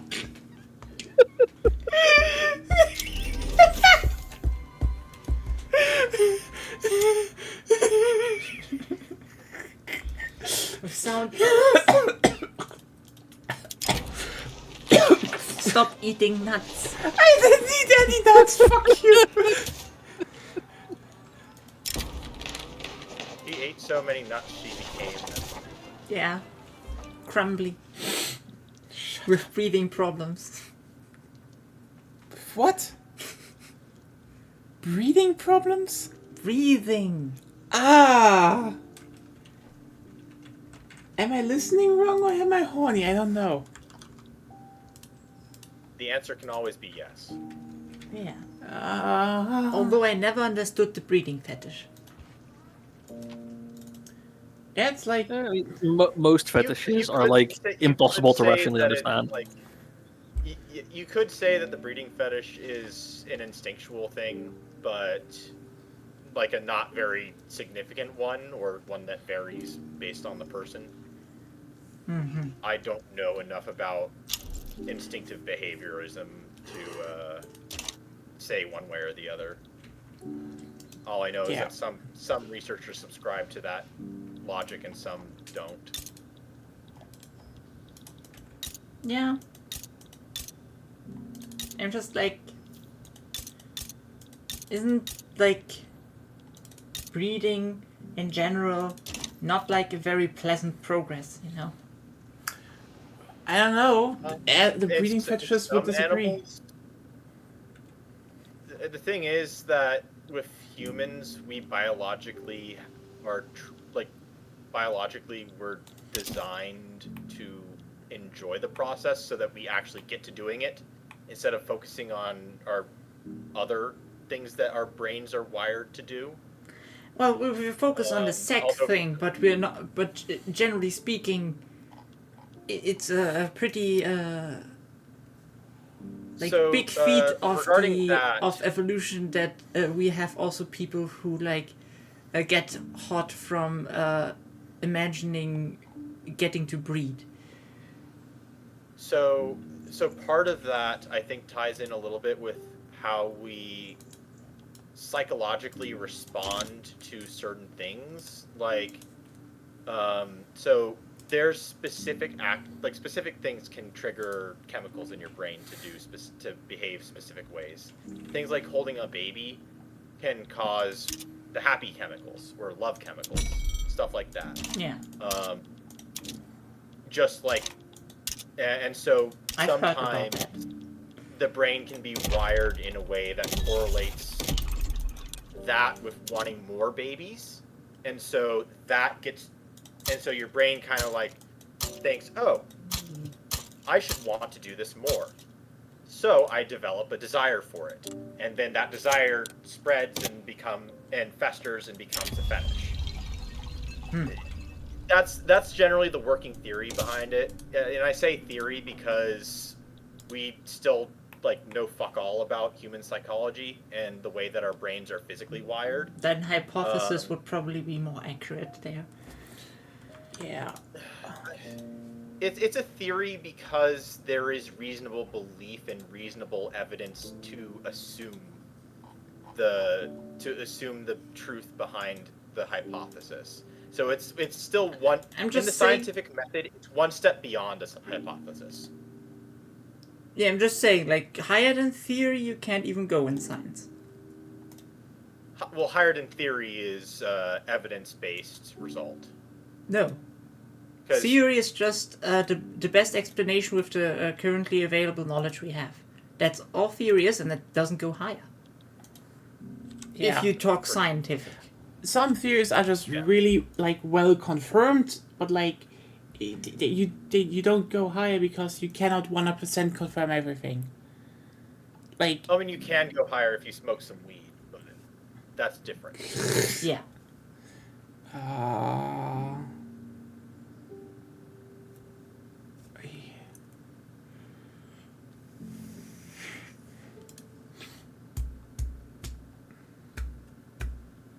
Gedeihe, dummer Kontostand.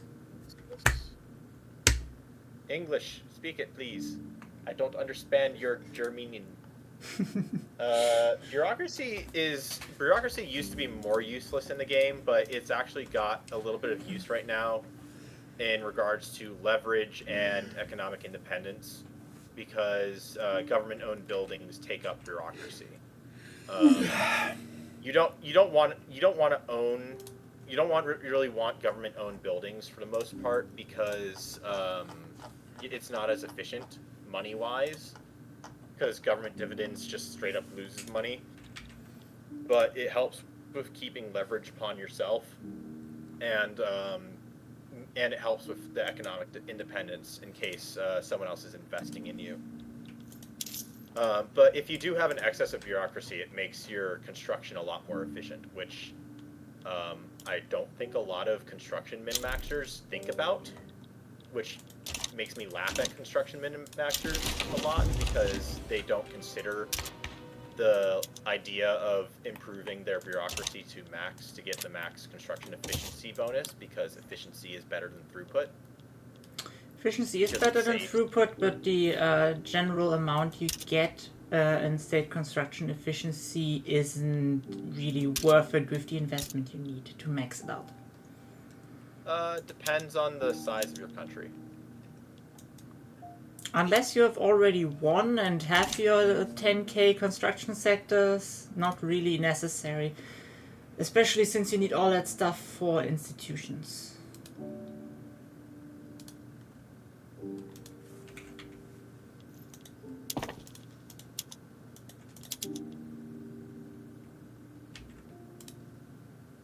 But at the bare minimum, it means that there's no value in trying to min-max your. There's less reason to try and forcibly min-max your bureaucracy to be net zero.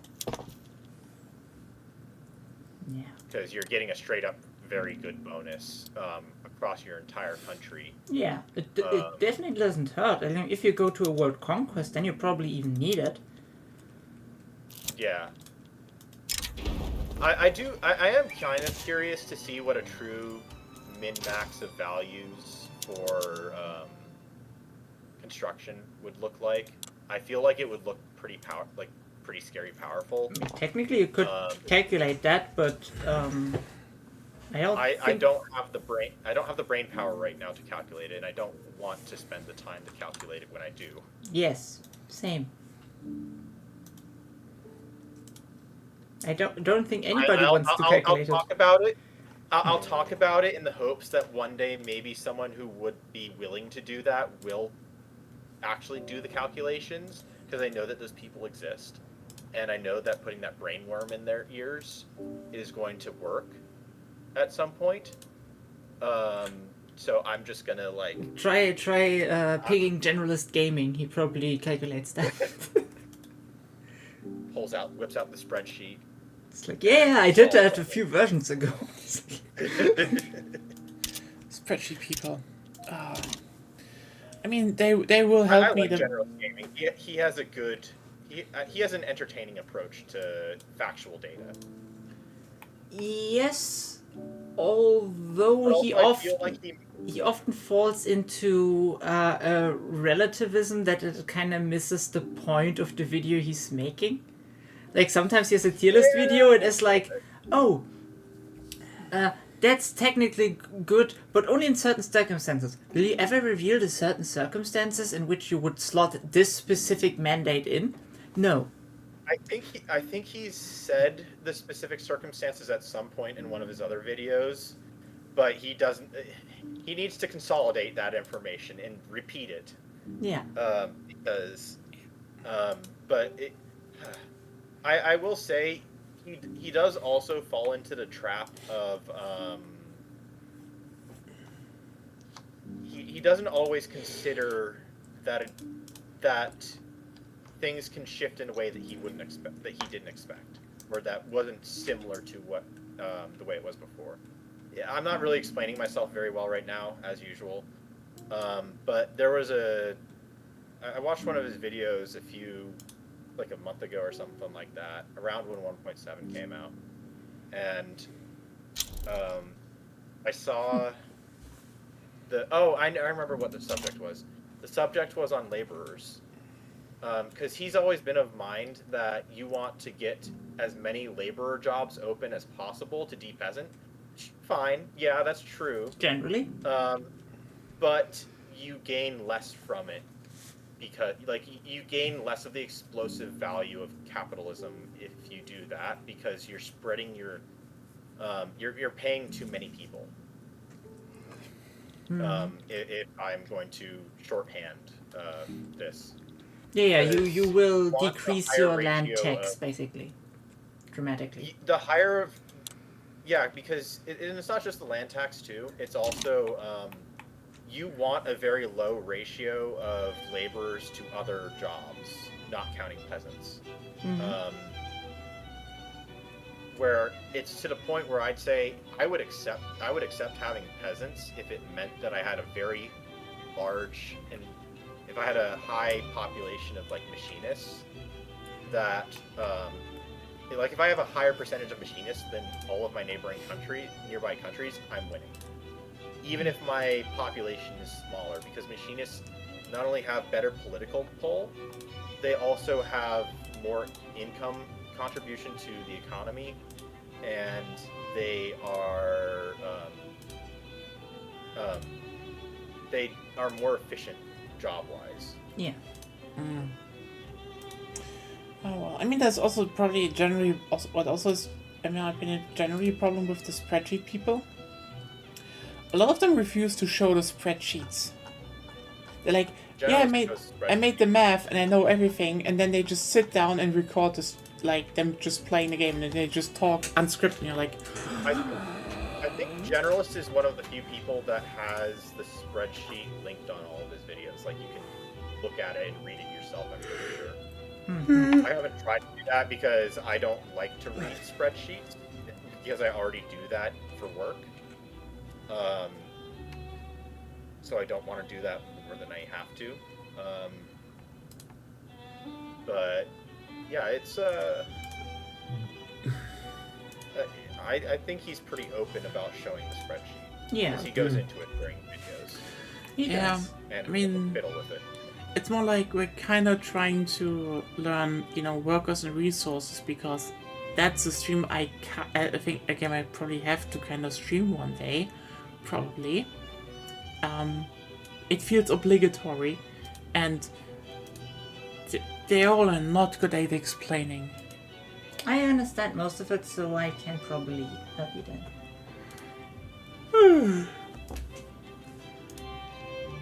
Have you looked into Soviet Republic yet? Yeah, that's the game. Workers and Oh, I Resources, thought you Soviet said Republic. something else. Yeah. Oh, I didn't know that was part of the title. No, that's actually the title, but yeah. Java exists now. What? Hello, Yara. One, what's it called? There is one creator that has a long series of like click by click for that game. I think it's shit. He was more of a Total War creator in the past, but he's moved on to being general strategy. I think it's Party Elite. Oh yeah, that guy. He's okay sometimes. Yeah. I've kind of fallen off listening to his videos because he was, when he was still part of the Total War scene, he was in the Doomer group, which I don't like. This is a bit more into Creative Assembly drama stuff, and well, not actually Creative Assembly, but like the YouTubers that follow Creative Assembly. There was a phase where everybody just went on the bandwagon of hating on Creative Assembly and being negative and pretty toxic, in my opinion, toward not directly towards the company, but Well, it can be toxic to the company. That's fine. yeah, but they weren't spreading a positive narrative. They were spreading an intentionally negative narrative, which is why I don't really follow very many. Like, there's only 2 Total War creators that I really properly follow, which would be Turin, who does who is like the big boss of the multiplayer scene. He's probably he is the best caster in all of Total War YouTubers. It's not the biggest of pools, but he does a very good job of it. He actually used to be a sports commentator, and he's been like invited to host tournaments that Creative Assembly sponsored and ran. So Turin is really good about that, and yes, his name is similar to the city, but not because of the city. And then there's Lore Master of Sotek, who's basically he knows if there's something about Warhammer Fantasy lore, he knows it. And he's also just a giant goofball of fun and happiness, and generally tries to keep things as positive as possible. Yeah, I mean... He's like the stereotypical, like, lovable, wonderful Texan, which exists. It would be sad if they didn't. It would surprise me if it didn't. Yep. Yeah, I mean, no. it would go completely against the existence of the whole Southern hospitality concept, Yeah. which is a thing and real. But yeah, no, with the whole Soviet Republic game, it's like, it feels mandatory, but like, so like, it's now watching videos before I maybe get the game at some point. From what I've seen, the game does have options to like scale how in depth you want to be. Yeah, but like, Zep, chain of stuff. Yeah. do you think I won't stream on realism with everything on? And try to build a car-free society? I wasn't going to say that. I said that the options are there, so it's a fairly Yeah, but I like game. Pain. I'm streaming Payday 3 today again. Payday 3. And also, the game does provide, even on realism mode, ways to use money to kind of like cheat the system a little bit. But yeah, you know that she will go probably on the hard money difficulty. I will build glorious Soviet Republic by making the poo flow out of the houses and the warmth in. The poo flow. Just go in traditional. Go in traditional city skylines method and make a poop dam. I don't think you can. There are no dams What is in not the game. Soviet poop dam? There are no dams in the game.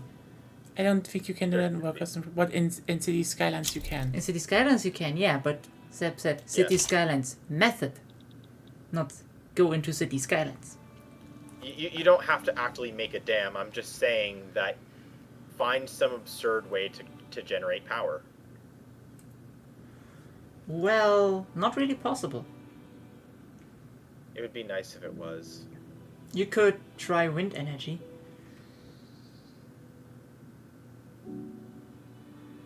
Although, actually, there is a way that California has been kind of working on to create a dam that has some of its runoff from the mountains feed back up into the dam using air pressure. Nice. So you know how siphoning water works?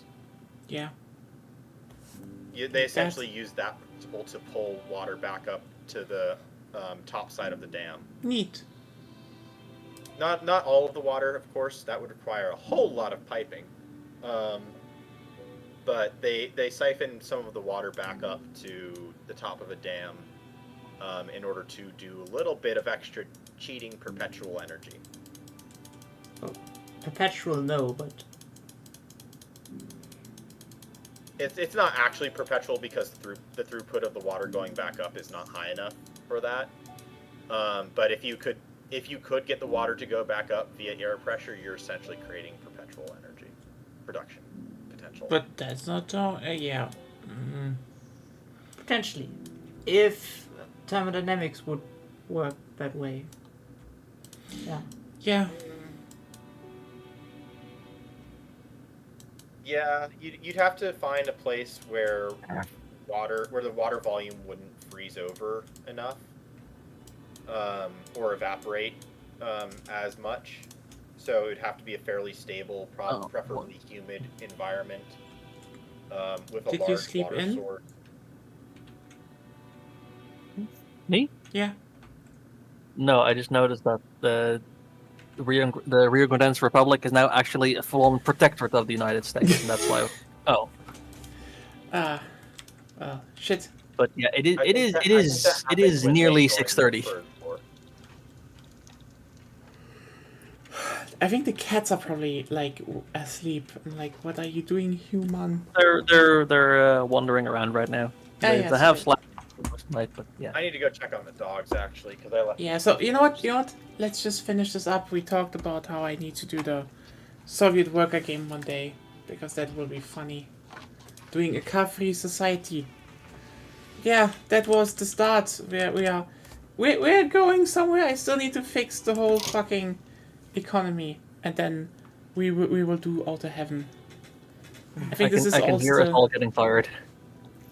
Yeah, I will probably just flop into bed.